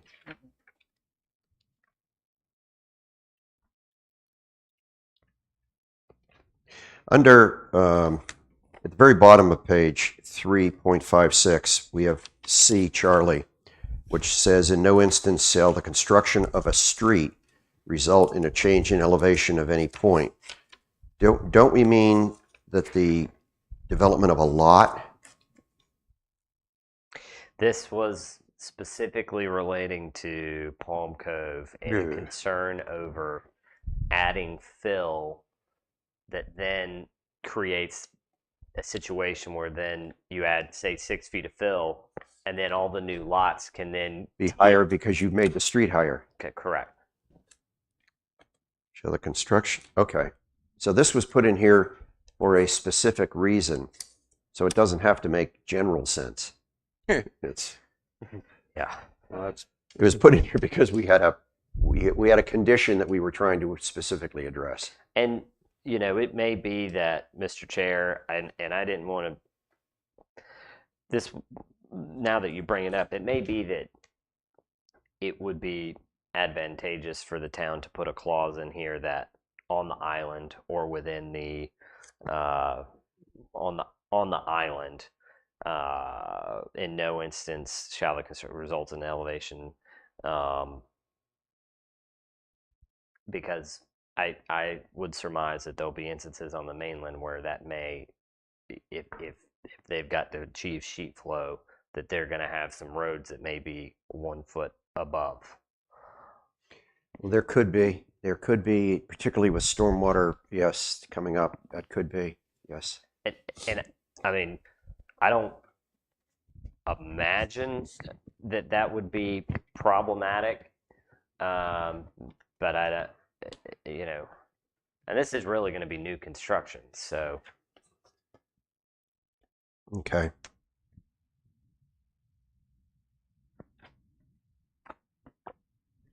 All right. Yeah, I made the statement about, well, now we're at D for lots on the mainland, and the paragraphing and the structure of the indents is Confusing. is weak. However, I realize that this is something that we spent an inordinate amount of time on with Planning Board and Town Council back a few years ago in 2015 that you just represented it. It was wrong then, it's still wrong now. I don't know that we need to reinvent the wheel. Okay. But it's wrong. But On that same note, you've got the 312C1B reference it under D1. Yeah, that should be A. yes, So you're suggesting it appears that in 2 places. Yes. for lots on the mainland, this should be bumped out. And apply the street clause to only on the island, or if you go in and build a subdivision, you lay out your streets, and then from there, moving forward, those lots are subject to certain rules about fill after the fact. But in the initial instance, they are modifying the land. There was one particular council member that had this put in here. Well, it just seems a little confusing that we're talking about filling, grading, and excavation specifically to the barrier island, and all of a sudden, oops, now we're switching to the mainland.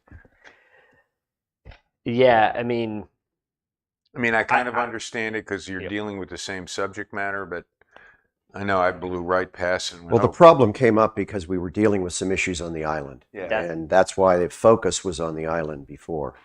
So is there a way to move this so it kind of is So- an area? specifically on C, if we're talking about the street provision, Right. if So it's the street provisions that are unifying this. Well, No. the street provision applies everywhere in the entire jurisdiction, that you're not allowed to have a street that's above 1 foot of the grade at the time of applying for your permit. Okay. But, okay, I see what you're saying, but by the same token, we are going from the island to the mainland, to the island, to the island, as it goes on. So it's almost like this belongs in the island section and the mainland belongs. Got it. Okay. Yep. This is a little off subject. So Okay. are there one of the issues that we're having on the island is people with their driveways take a very broad view that limits the availability of parking. Staff is working on that. Yep. Okay. And we have another section that That's we come correct. to that Mhm. addresses Yeah. that Great. Yep. Okay. very, very clearly, yes. Yeah. Yep. But you're Okay. right. You're exactly right. Okay, fantastic. So, to take us back, I don't know that it's. Is there an issue for if someone needs to grade and fill a lot on the mainland to figure out where stormwater needs to go, that ultimately a street ends up higher than 1 foot? I think the goal on the mainland will be that then after the fact, once the streets are laid out, that a neighbor doesn't come in and Add fill. add fill substantially above the street, and we don't. That's not allowed here for lots on the mainland. Yeah. Okay. But to, Are you comfortable with the way it is right now, Chad? Mhm. Okay. Yeah. Well, That's as an fine. old English major, I just do you not want to add the? I mean, I'm okay. I mean, again, some of this stuff comes down to history that I'm slowly still learning about. I would just And gather that. I would defer to the expert because he lived through some of that, where I have to call him as like, hey, I need a history lesson. So I would bet that, for example, what's the new project that's Angel's Trace or Jaguar Ocean Ridge Sanctuary. Sanctuary? Yeah. I bet there's some streets in there that are higher than 1 foot up than above. And they were. Correct. I don't believe that's creating any issues, No. but No. but it was not Because the gradient in there is so slight anyway. So correct. So I just want to make sure that there's not something in here that would We're not create cre- an issue. We're not creating any new streets on the island. Exactly. Let me move on Okay. for the sake of expediency. If we could go to H, Yep. if we could go to 3.12H, which talks about silt fences. I don't like the wording where it says a silt fence must be erected around that portion of a lot being disturbed that causes erosion. That to me says that once you cause erosion, you then have to do something about it. I would like to add the word could cause erosion. Yeah. I'll Yes, just go ahead and absolutely. state that a silt fence is required for all projects. Well, regardless. okay, but I think the word could here then Sure. reinforces that. I agree. It's, Yeah. Okay. I'm just telling you what we enforce right now. Okay. And I don't know why golf course greens or fairways were exempt. I guess it doesn't hurt anything, but I couldn't fathom why that was a Well, part of this section. Unfortunately, more of the developers are pushing residential closer and closer to fairways and greens, and I could see a situation where that might impact their properties. I mean, this is just the silt fence. It wouldn't matter where the.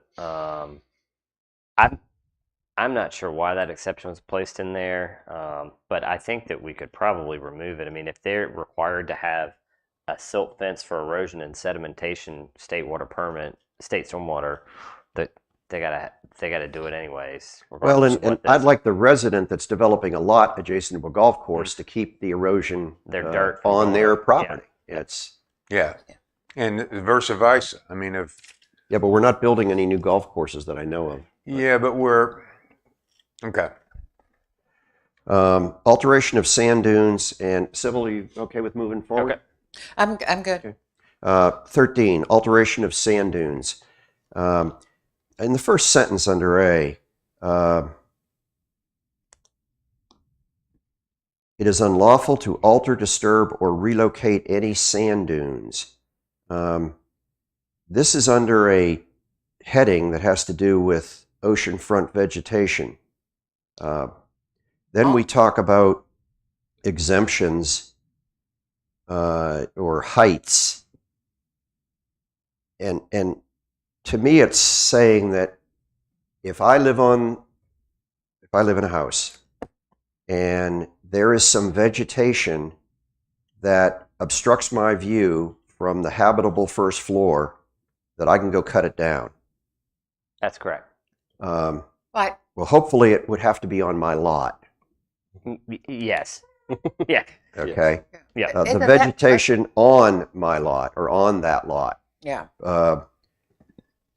And also when we're dealing with people on the south side of Main Street, if there's a sand dune or vegetation that's 100 feet away from their house that obstructs their view from their habitable first floor level, they can't go out and cut that down. They can't move the sand dune, but they can cut the. You're not even supposed to go on the sand dune, so how can you go cut down vegetation on it? If you're just a person, not a. Go back. I guess because I've come over here so many years, and those sand dunes have just been sacred. You don't mess with them. Yeah.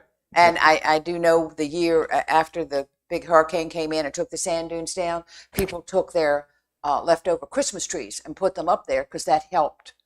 Yeah, Bring the sand most of the back. time I that's could part of see the it, project. Wes, I could see it being added that you can't, in such case, the vegetation on that lot may be trimmed down or within 150 feet of Main Street in BR1. Okay. Because you can't let them go any further than that. Okay. First of all, they don't have a right to do that. Right. Up to 150 feet. Feet from Yeah. Main Street in BR1. Now their lot only goes to 125 feet, correct? So we're giving The, them. the lots go. The lots The go. lot goes to the mean all high the- tide all the way to the line mean out on high the beach line. at the Yeah. toe of the dunes. Yeah. Okay. It's just you can't do anything beyond. can't put a 150 structure- foot. Well, here, Okay. I didn't want them to be able to cut stuff down that was virtually at the dunes that were on the beach Okay. because it blocked their view. And they could make the argument with a theodolite that that vegetation is higher than my habitable first floor. Okay. I'll need to wordsmith it, but the gist is that under A2, there'll be a clause added that this will be limited up to 150 feet from Main Street. From Main Street. Yeah.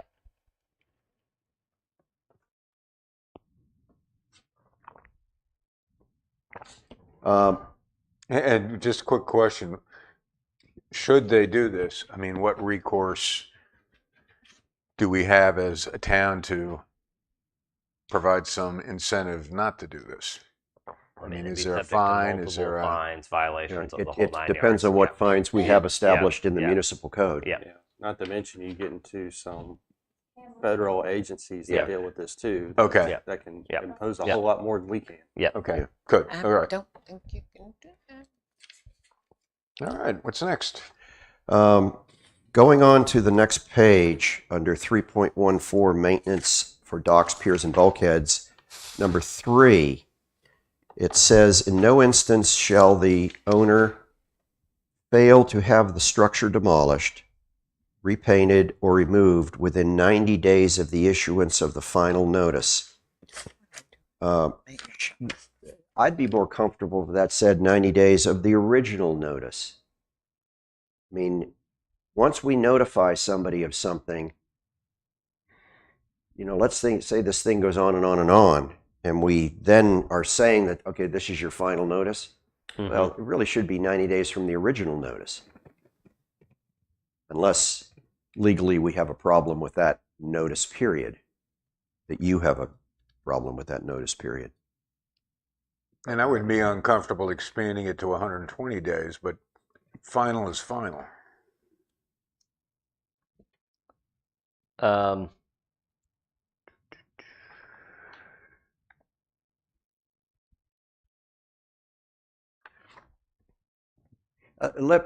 Can you think about that? Yes. Because there's an initial notice that says that they've got 30 days. Mm-hmm. And then there are some instances that there's more elaborate permitting processes that would need to be in place, et Yeah, but cetera. we're allowed to give Yeah. extensions. Yeah.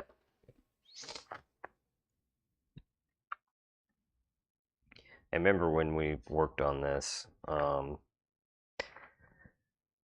mean, I just don't know how you define final notice. It's like, It's a I really similar- mean it. It's, Well, no, it's similar to any zoning violation. If you're in violation of something, you're usually going to get an initial notice that says this is your initial notice of violation. You have X days to comply. Mhm. Otherwise, you're going to start receiving fines, 30 days or whatever it may be. Then you send out another notice that says this is final. It's subject to appeal by the Board of Adjustment, and your fine clock starts tomorrow. all right, so you're saying that 90 days is appropriate because there can be other remedies that they need to pursue that they're not going to get done. It's going to take some time. Correct. That's right. All right, I'll back off of All my, right, my fair enough. I'll back off of that. All right, now we get into our most favorite topic of all. Dear Lord, I have a headache. I need to go home now. Well, I'm going to make an announcement. It's 10 minutes of 11, and we have a self-imposed time limit of 2 hours, which would be at 11 o'clock. I don't want to stop now, but I would suspect that we're not going to finish with fences and walls in 10 minutes. Does anybody have any Okay, I move that restrictions? we take the needed time within our limits that we can exceed, so that we can finish fences. Okay. Yes. All right. We need Is 11:30 fine, or do yeah, we need to put a time on it. Well, I mean, didn't we say we could only extend it X number of minutes? An hour. No, it's just unanimous vote. We Okay. can say to 11:30 and then see how that goes, but Yeah, I'm in favor of getting this done because I don't really want to have to come back and look at it again. okay. All right. Bottom line, I'd like to entertain a motion that we extend the meeting I'm so for moved. another half an hour beyond the 11 o'clock limit to 11:30. Can we have a second? Second. All in favor? Aye. Okay. All right, fences and walls. quite first. I want to just make a couple comments. I know about a year and a half, I brought this. Actually, I think it was within my first couple meetings. I had originally brought this to the planning board, and ultimately, I think we removed it because we were going into this. If I'm not mistaken. No, there was a concern about something that was irrelevant, and Oh, it was it was- based on a former staff member's misunderstanding of the rules and how fences worked. Okay. And we had a big discussion about it. And I was side yard here. fences were a huge part. That's part what of it was. Yes. That's what it was. And Yes. we explained how it worked, and it's not simple, but it takes some administration to figure Yes. it out. And what did we do? Did we say that it would be a Board of Adjustment determination? We said that it was sufficient and in line with basically where someone's side fence abuts a corner lot, Mhm. and making sure that you're not basically putting a fence all the way through their front yard, Yes. Yes. and it's pulled back a little bit further so they have more of a They're not looking at a fence. They're not looking at a view. Yeah, Mm. and it's a common thing that's utilized across all types of jurisdictions. I Okay. can agree with that. All right. And the corner lot I live on. Then what I'm going to do is and please chime in, fellow board members here. Under A1A, where we talk about, and this is perimeter fences for a subdivision. Mhm. So in other words, this is not a one-off property owner that wants to put a fence up. This is That is a correct. perimeter fence for a subdivision. Major subdivision. That's Now, is there correct, some yes. distinction We between went will be. over. Yes, we beat we've this to identified death. that. Okay, There so will that's be defined. Yes. Okay, great. But we say the fence along the fence shall extend along and be set back at least 3 feet from the boundary lot line.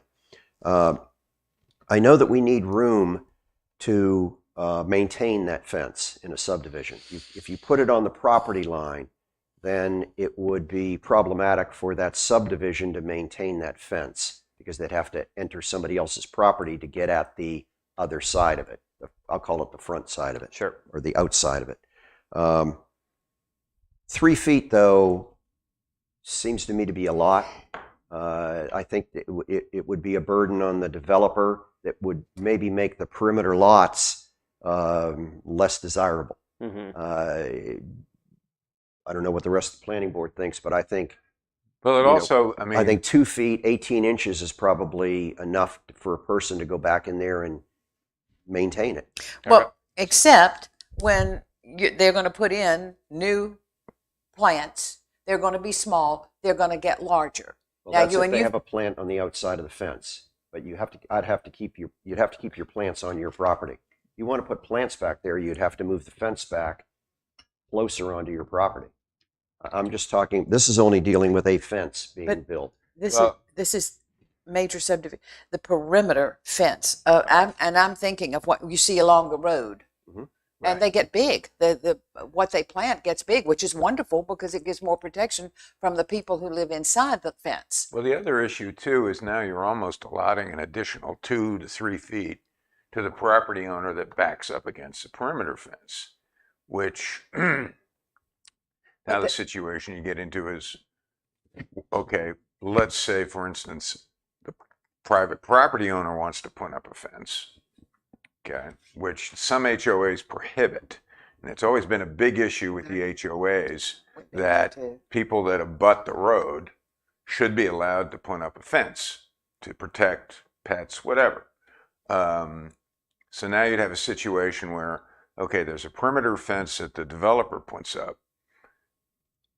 Now there's 2 or 3 feet that the homeowner has essentially added to their lot because even though it's not his property, nobody's going to be walking. My point exactly, I think we're penalizing the subdivision by making them give by adverse possession 3 more foot that I, living on the outside of the subdivision, And can now occupy. And it's voluntary though. They don't have to put they don't have the subdivision, the collective subdivision HOA doesn't have to put one of these in. Now, It's I know But this- we're saying if they do put one in, it It's has got to be 3 feet back. That's the way it's always been. We can add it to 2. I think Well, I'd be interested to know. I know it's not in our jurisdiction, but it's in Calabash. And I'm always blanking on the name. But they just put up a fence. Kingsford Reserve? Or Yes. Kingfish Bay. Kingfish Yeah. Bay. There you go. How did they handle that issue? Do we know? I don't know. Oh. Okay. And it's none of our business. Well, I mean, if can they add found to a that. satisfactory solution, I would say let's copy it.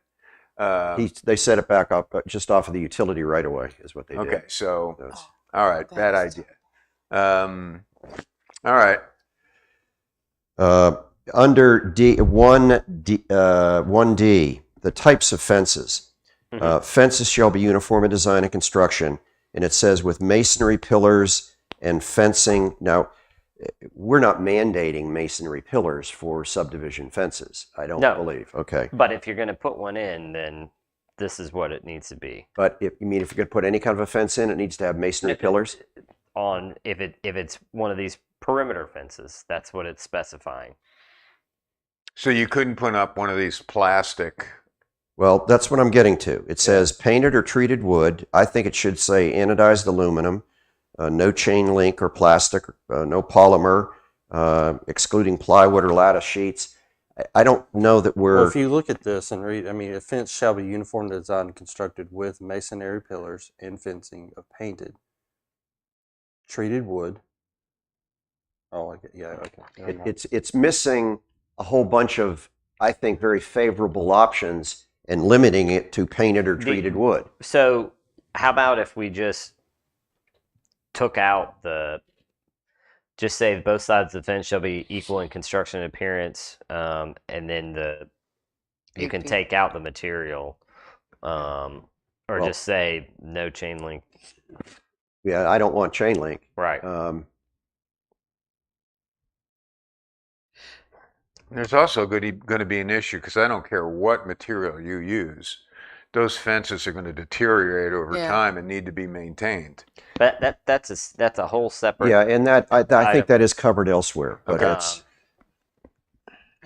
to start with, I don't think a subdivision should be allowed to put a chain link fence up, Correct. even though it's in somebody's backyard. And we do allow coated chain Sure. link fences. Sure. Uh, So how about this section? We just say we'll just add a one. Get rid of the first thing that says the fence shall be uniform design, etc., and then it'll start with the top of the wood fence shall not be, and then where we can add a D that says well, you don't have to say wood. Top of the fence yeah, just shall start, be 8. just start at the Okay. top, and then there'll be another one that says chain link fencing shall be prohibited and subdivision perimeter fences, and then they can choose whatever it is that they want. I agree. Okay. That works. And Chad, a question for you. 6 foot is a maximum fence that we allow, except on town property. 6 foot is the maximum fence we allow anywhere within the municipality. Unless you're on unless you have a water view No, or golf 6 course. foot maximum. Oh, and, yes, and then yes. there's others where it has to be lower, Yes. and we're specific about what that is. Yes. But here we're allowing an 8 foot fence. Mhm. Is there a reason really for a subdivision to have an 8 foot perimeter fence? Think about it. If you are along a street and you can buffer noise, this is also used in the landscaping ordinance too, is where you can use this as a buffer to adjoining property owners as well.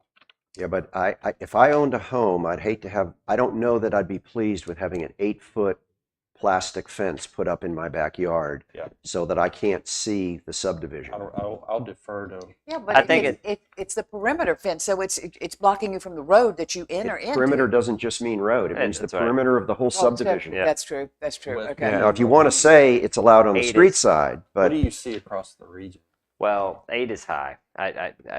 That's Pete is right. So, Well, typically, 6 if you foot. do 8, there's a setback per foot. So 6, you don't have to have a setback, and this is more for residential. But that's 8, nowhere in our rules, though. That's right. Well, that's right. That was typical where in New York, so maybe it's not here. And I guess the other issue I have in terms of the 3 foot setback, I mean, isn't that, my sense is let the developer suggest and then the UDO administrator approve whatever they request. The for Chad's trying to get out of that business of approving fences because Okay. they're so I will also say if Wes is deeming A too high, I'm comfortable with a compromise. or just whatever making it standard. Yeah. making it standard. in 6 I foot up also- until Yeah. here is the I also haven't seen this come up either.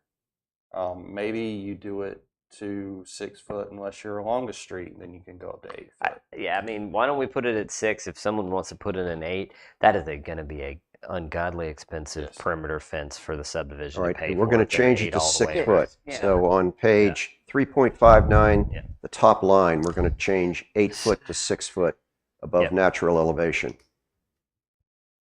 And we've been bouncing around with elevation, finished grade. Here we call it natural elevation. We've also talked about the highest adjacent grade.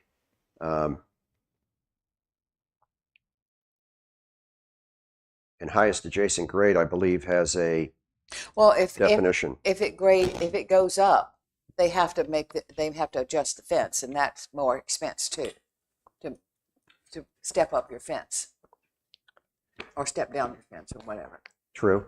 So- And that is covered. And I don't think yes. they'll do that. But highest adjacent grade, we have a definition for it. I don't know that we have a definition for natural elevation. We can add one. Okay. Well, If not, there is. well, not. but highest adjacent grade is the highest natural elevation of a ground. I mean, That's what it is. Okay. Yeah. Then that's what the natural elevation should say highest adjacent grade. Sorry, I you was. see that? Yep. Okay. That's at the top there. Paid on Highest. page 359. Mm-hmm.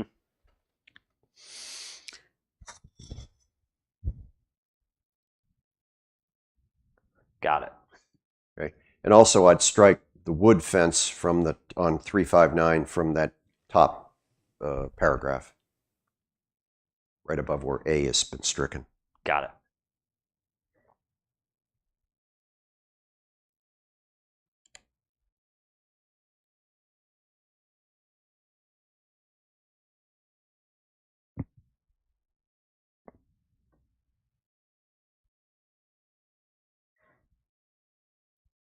All right, under privacy walls,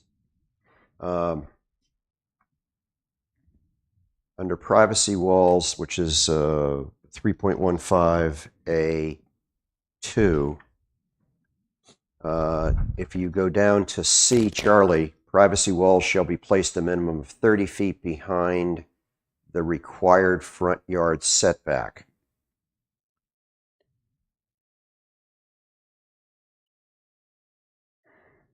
So that means what's the front yard setback? Well, it depends on where you are. But True. like in MR3, it's 25 feet. The rest of it's 50. So that privacy wall would have to be 55 feet back behind that required setback. And I guess that makes sense, but Well, I'm sure there's situations where it would be problematic. But Then they can why take it are to we? the Board of I Adjustment. mean, I guess. Why are we even allowing front wall? well, these are privacy walls. Right. Um, Well, I understand why you need them in your backyard, but in your front. This is This is so it doesn't go beyond that. It can be in the, but you don't want it forward of 30 plus 25, which would be 55 feet. What about those along Beach Drive, 179, whatever you want to call it? All of those brick and concrete walls they're putting up, are they that far back? That's- Or the new that's- house that they're building, is it that's that far different. back? That's MR2, which if you have a certain frontage, you can bring your wall or your fence all the way It's out. more of an entrance type Yes. Yeah. thing. But those are very specific lot size and unique lot sizes.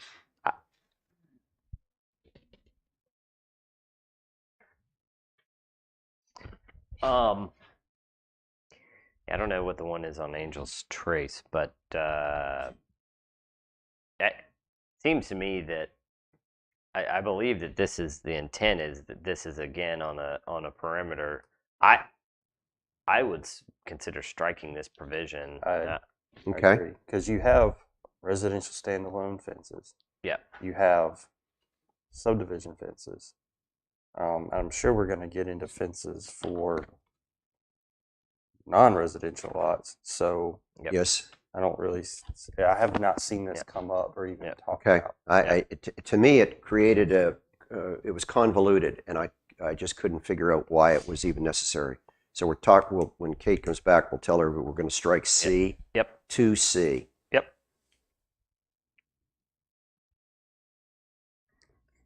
This every year. This Now, gets- to be clear, we under D,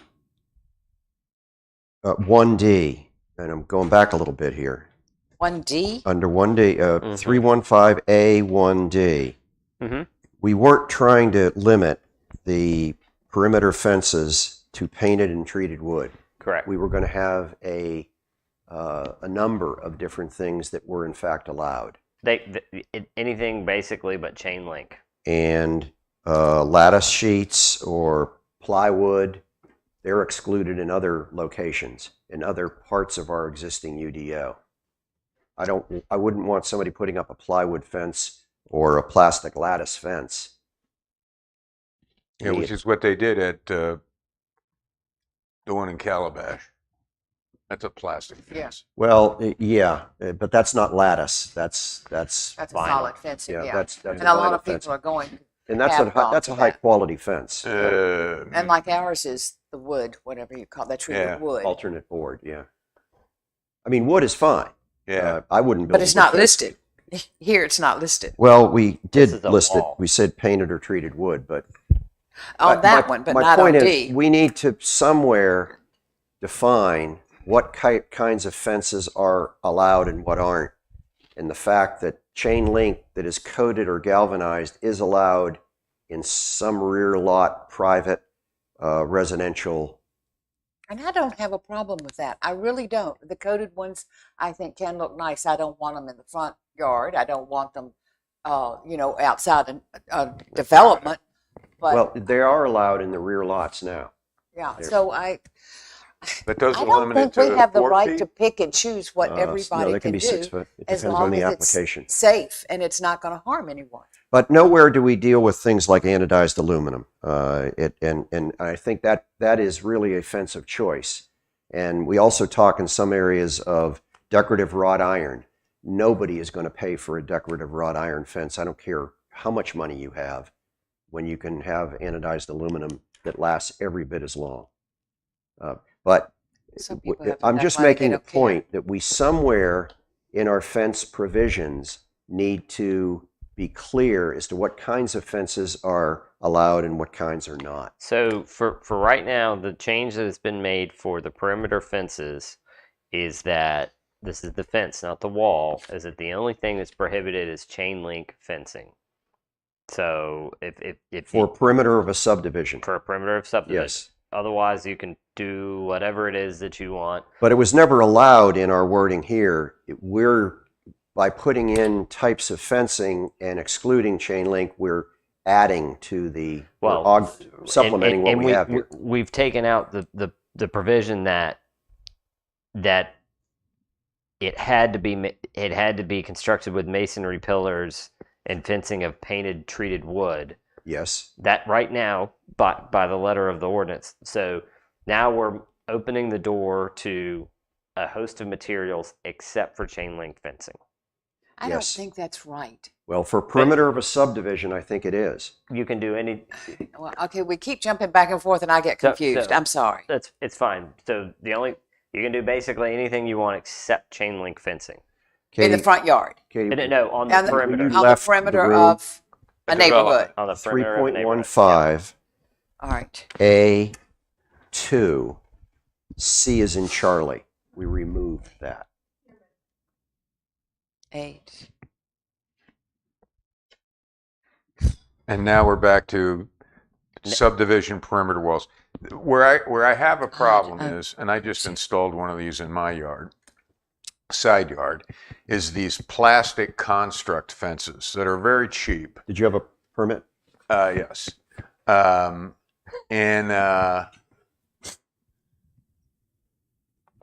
they're pretty flimsy.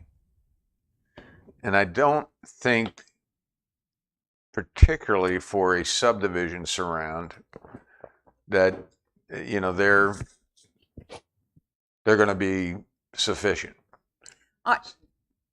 Yep. Am I interrupting you? I'm Go, sorry. please, go ahead. Wouldn't you think in these subdivisions, I mean, a lot of subdivisions are going in and they're putting tons of money into infrastructure and everything else. Don't you think the subdivisions are going to have guidelines? I mean, why are we trying to make guidelines and then they're making guidelines and goodness only knows how would you know what to do? You're bringing up an excellent point, and I agree 100% with you where it comes to street view and approach angle for that subdivision. Yes, But I'm when it fine comes with to that. rear lots that are the perimeter of that subdivision, where there are other people that own the property beyond it, it's outside of the subdivision. That is what we're trying to Right. address here and protect those people from not having something in their backyard now that is Exactly. Ugly. objectionable. And also, people And wanna will put up deteriorate just quick. just temporary fences or fences to keep their pets in. Well, I think that. And now we're saying, well, no chain link. Well, no, you can't use this and No. you can't use No, that. no, no. We're not telling the people they can't use chain link for residential property, but we are telling the subdivision that they can't put chain link on their border, a 6-foot tall All right, chain I'm link okay. fence. And I thought that was done. I Well, thought no, we we're still decided that. we're still dealing with Still, yeah, I know. Uh, It's confusing. major you wanna subdivision perimeter fences. Prohibit plastic and vinyl fencing as well. I would, but Okay. Yep. it's, Chain link, plastic, and vinyl fencing. Yep. Okay. but and by saying that does allow them to use other options. That's correct. Okay. Right. We're just saying what they can't do. Okay. Yep. Exactly. Well, lattice sheets are obviously something you wouldn't want to let them use. Yeah. And we prohibit that in other parts of our existing fence ordinance. Right. My favorite development is the one on Georgetown where they did the huge berm and they planted on it, and it's gorgeous. Mhm. You know, it's gorgeous and it always looks good, and they maintain it. Yes. You're I talking think about- we should you're talking about encourage that. Cape Side. Yes. Yeah. Yeah, because I think that's much more appealing than a fence. I mean, I understand for security reasons and other reasons why people may prefer to have a fence. And to quote Robert Frost, fences make good neighbors. But let's not go crazy. That's suppose they wanted to put up a rock wall. Are we against that? They can do that. Thanks. Good. Yeah. Okay. Good to know. Concrete. Yep. It's a privacy wall. Yeah. Right. Okay. Um, I'm so tired of this. So now are we going to go into standalone residential lots? Are we done with perimeter fences and walls for? Well, if we go to BR2, which I think was in fact, Chad and I had a meeting there where we've limited that gate to 4 feet. And I think in hindsight, 6 foot might have been reasonable. But that was set for a very unique set of circumstances. So I'm not gonna go there. Where are we talking about? It doesn't. Riverside. I don't want to say it doesn't matter, but I'm not going to bring up a point about it because it's something that's already established and it works. Okay. Standalone residential lots, as Richard just alluded to. And it talks about BR1, BR2, CR1. And we took away single-family residential beach. It's just clarifying this because you do have duplexes on the beach, Yes. and so that didn't make any sense. Just saying that in these districts, these are the rules, is to me is a much more clear. Okay, I agree. When we talk about sand walls, what are we really referencing? Are you talking about sand fences, or where? It's on the third. It's on B1, and it's the third line down where it says in the BR1 district, fence sand walls cannot extend more than 125 feet from the property line. I didn't really know what a sand wall is. We're not talking about drifting sand, are we? Yes, it's those little skinny little pieces of wood that are on, and I think maybe what it needs to say is that, Katie, are you approving those? Anyone's putting a sand fence out there with a CAMA permit? Yeah, sand fence has to be. Yeah. So Okay. I think what it needs to say, I was just confirming that CAMA-approved sand fences can extend. It's a sand capturing device is really what I think you're referencing. It's a wooden fence where it's got vertical slats, and you put it in. The sand then blows against it, and it creates a dune. Yeah. So actually, sorry, I misunderstood this. I guess folks in the BR1 have a fence, sand wall, and some of the ocean. I'm trying to think. This would be at the terminus, for example, of their oceanfront yard. They would put a wall there to block sand from encroaching onto their grass. But it's not a wall, is it? It's a sand retention fence. There's two different things. There's on the dunes. And I was just rereading it, so I misunderstood. On the dunes, there's these. There's a series of fences that you can put up for sand capture. They have to be approved through CAMA. This is in regards to if someone effectively would put a retaining wall to hold back the sand from encroaching into their grass or the portion of their yard that's usable. Okay. That's what. Okay. And it's been taken. there's other provisions in the ordinance that restrict anything from 120, any structure from So you went to 125 feet here. because it was inconsistent and Yes, in okay. conflict, which I believe the intent is that no structures beyond 125. 125. You can use 150 for determining your impervious coverage, but you can't put a structure beyond 125 feet. Yeah, that makes sense. I hope that makes sense. Does. Okay. Now, does the 6 feet, I mean, is there a limit to the height of the sand wall? 4 feet. Okay. All right. This is regarding BB1 or BR1, BR2, and CR1. Are there any situations where our BB1 comes into play here? BB1 would be under standalone non-residential lots. They'd still be subject to the 125 Okay, foot yeah, this is standalone residential lots. right. structure. And there is BB1 that is on the south side of Main Street. Correct. Only It's 3 or 4 lots. right. And it's where the parking lot is for the pier, and it's a couple of lots next to the west side of that parking lot. Yep. Okay. All right. I'm satisfied with that.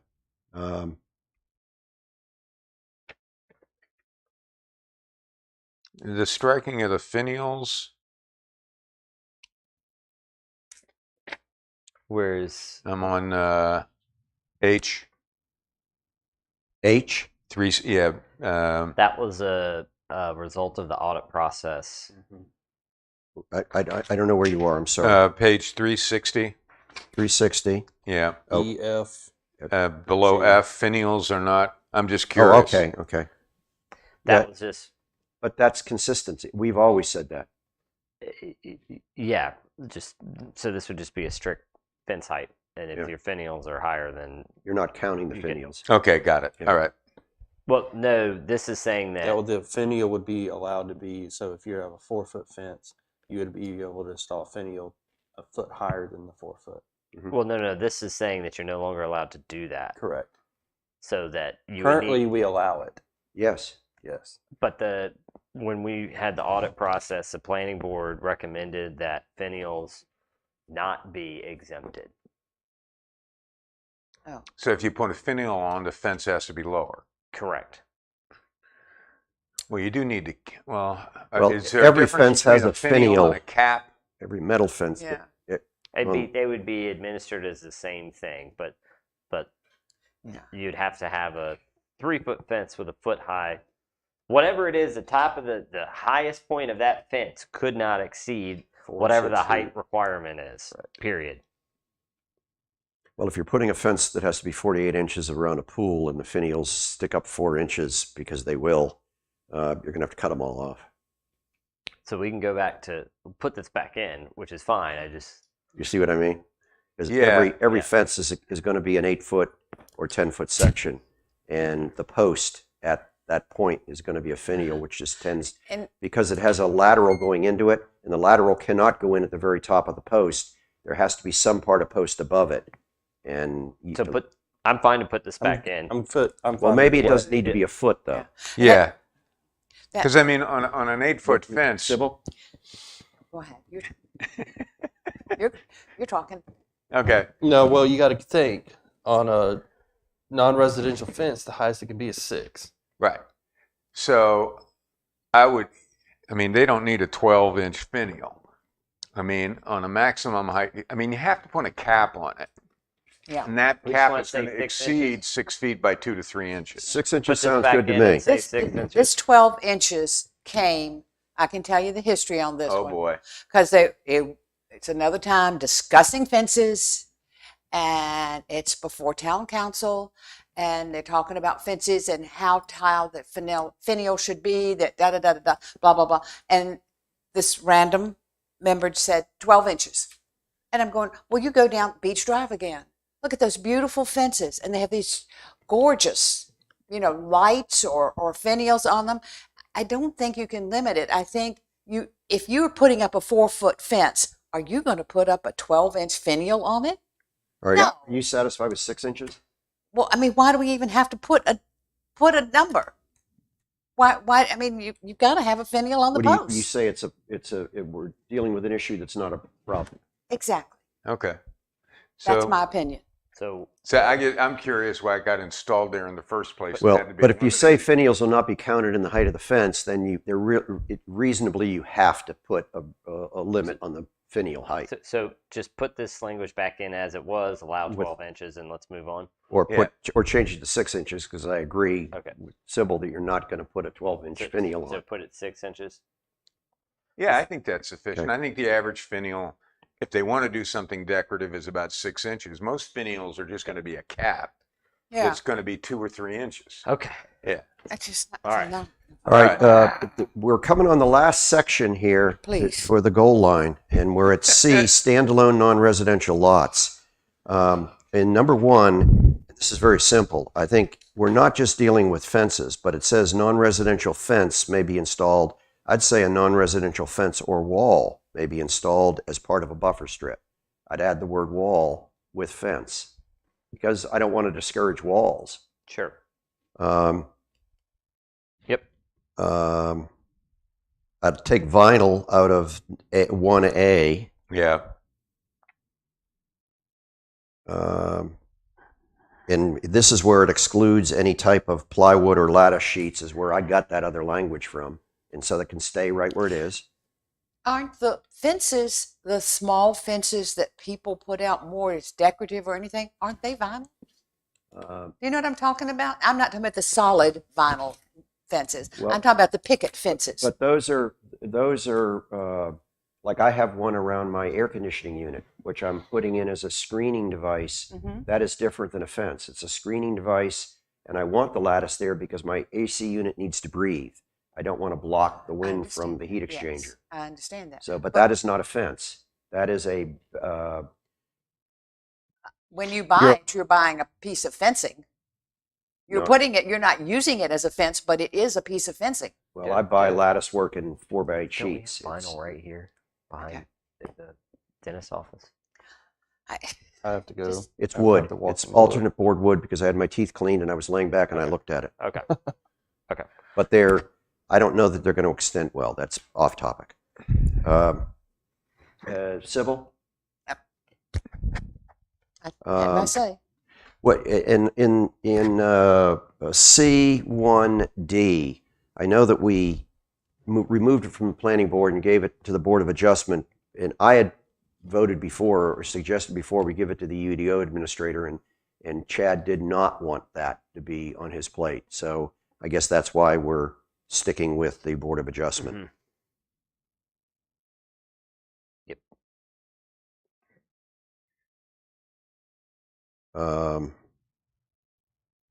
Well, I'm a little uncomfortable when a modification is requested. All property owners immediately adjacent to the proposed function shall be notified of the meeting. They would be notified by statute if they're Okay, so this is another redundancy. correct. That's Okay. right. behind the 5 Oh. feet behind the front footprint. Okay, I got confused. We have a clause that says that you cannot obstruct without having 50% opaqueness, or whatever that term would be, for marsh views, golf courses, oceanfront. But under E, under C, standalone non-residential, 1E, we talk about living fences. Now, I think we all would realize that a living fence is going to be solid. A living fence is not going to have 50%. But at the same time, I really want to encourage living fences. I just don't know, and I guess I'm asking Chad, are we creating a stumbling block here? That if somebody really wants to put something up that's 6 feet tall, they're just going to make it a living fence. And if they for somehow don't want to put in a 50% open, they're just going to put in a living fence. I mean, I would say, Chad, I Go, don't no, mean finish to it. interject, No, you but go for it. but I would say that you would go back up there to B that says a fence even if it's living, it's still a fence, and it can't restrict. It'd be subject to the 50% rule. Yes. Okay. Okay. All And I right. like I that. think your logic is Yeah. sound. I think you Okay. make the same By interpretation. linking those Yeah. two together. Yeah. All right. We also talk here about this is my last statement, and we're done with fences. This is the last sentence in E on page 3.61. The vegetation shall be installed a minimum depth of 5 feet. It really is a minimum spacing, horizontal spacing of 5 feet. Hmm. You, Shall be installed. I believe that the intent is this to have 5 feet of vegetation, but well, that would be height then. no, a 5-foot width. Okay, but that's not depth. Depth is not width. So I said 5-foot spacing, which means between individual plants, they have to be a minimum of 5 feet apart. I would say, I would just, if we're trying to encourage this, Well, I don't know what depth means. yeah, well, what I was just going to recommend, the vegetation shall be installed. The vegetation should be installed to achieve 75% visual opacity. They can plan it however they Okay, want, right? okay, Because we're okay, not. okay. Good wording. Yeah, So you're going to take out the 5 foot. yeah, You're going to let them come up with a plan right. that is going to Should. achieve the results. So we're good with that. It's 11:30. I'm, if I missed something here, forgive me, but are we talking about fence standards in terms of single residential lots in MR1s, MR2s, MR3s? You can build a residential entity on it that would trigger residential fencing. I'm sorry, say it again. But his So- point, where are we going to talk about residential fencing? We did We did. already. Residential fencing. Standalone residential Yeah. lots. Yeah. No, in that D. says standalone non-residential lots. No, But go back to page page prior. 3.5. I apologize. I Yeah, we apologize. did. But that doesn't stand alone. You're talking about page 359, Yeah. but that's BR1, BR2, CR1. That's just the top of the header. Then if you see in mainland residential districts, a fence or wall may be constructed not to exceed 6 feet.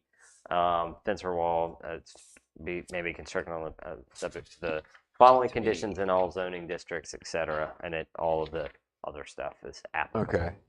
Now, I have a question. There quite often. I don't see that. Yeah, Let me stop it. I don't see that. I'm agreeing with Richard. It says B is standalone residential lots. Yep. Then it deals with BR1, BR2, and CR1. Yep. Then it says in mainland residential zoning districts, a fence or wall may be Where does it say that? under. We can add we can make this number 2, but maybe I can add another. Well, but I don't even see the words you're speaking. It's 1, 2, 3, 4, 5 rows down. The first word "in" is at the very end of that 5th row. In Oh, okay, all. okay. I do see it now. And Okay, then, after the word Main Street. And then there's another sentence that says a fence or a wall may be constructed on the property line subject to the following conditions in all zoning I'd like to see that. I agree with Richard. I'd like to see that clearer. That there be a 2 there. Yep. All right. So that there's a separation between island and mainland. Yep. Right. Because one of the issues that comes up, and I know we're past 11:30. If we want to extend for another 15 minutes or How about another 5 minutes? 5 minutes, great. Okay. All in favor? Aye. Okay, great.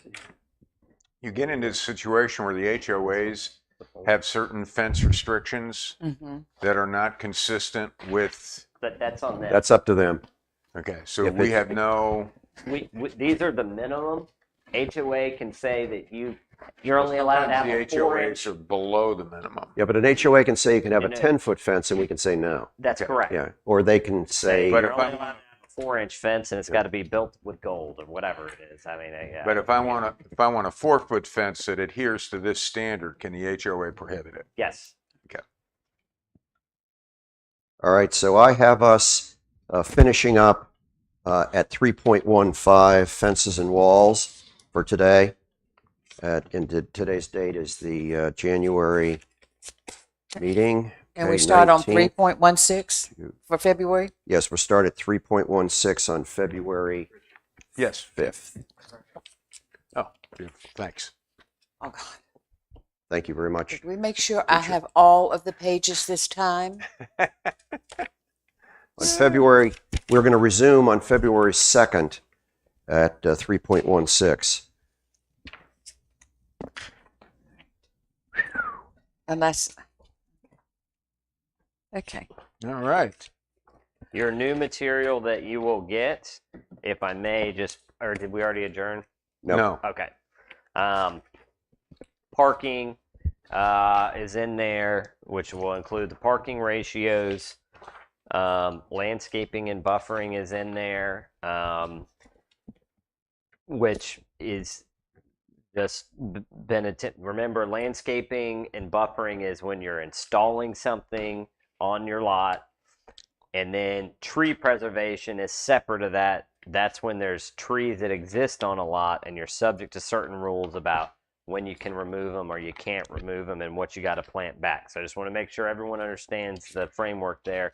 And then we have put in here, similar to what was discussed, there's two now tree types: regulated trees and heritage trees. You've already had heritage trees, but heritage trees have now been modified to a select number of species: longleaf pine, cypress, and live oak, that are 32 inches DBH or greater.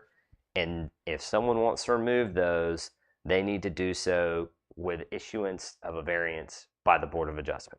That's where we're going to start with this, and we'll talk about this to everyone's heart's content Okay. when we get there. Okay. Did you say 36 32 inches. for, is that like around it? That's correct. Okay. So that I would gotta be go measure my trees. Find Yes. out what Now- they are. standalone residential lots or lots with a 1 or 2 family are exempt from that.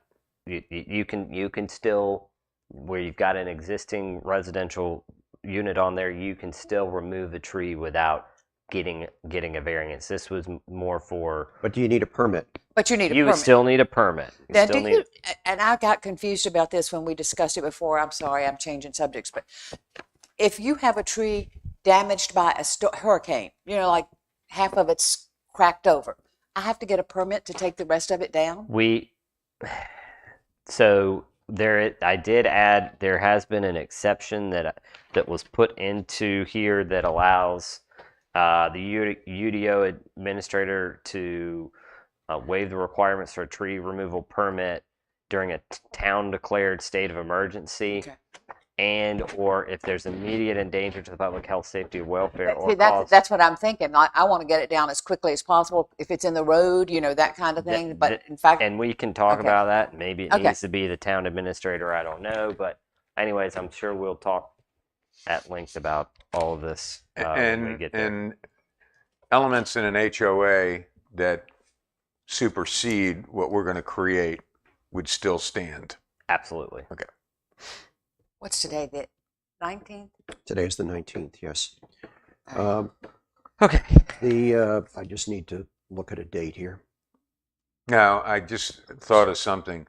Would that conflict between the HOA requirements and the town requirement prevent the town from moving trees and what Sybil just suggested? Two separate things. Yeah. HOA can. It's two separate things. The HOA can always be more restrictive than the town. They act in two different entities. Right, So, but now we have an emergency situation post-hurricane. I mean, In this if, typical situation, if the town's going to allow it and then the HOA prohibits it, then I guess they would need to fight that battle with the HOA. okay. But I mean, it wouldn't be in the best. I'm just, we want to expedite this, and if it adds another step to the process. I mean, we don't get into how the HOA operates and all that stuff either. So, Yeah. We're not allowed to. And yeah. Any Yeah, other okay. any other points of discussion? Pete, I'm a- I stepped out of turn here. The language that's always been in place in your UDO, and this is maybe something that we need to discuss, is that a tree removal permit is not required for any lot occupied by a single family residence. And I objected to that, but we'll talk about it when we come to that. Yeah, I think we section. need to, talk about that more fully when we get there. 'Cause- Okay. Yep. Yeah, that's what I thought. Yeah.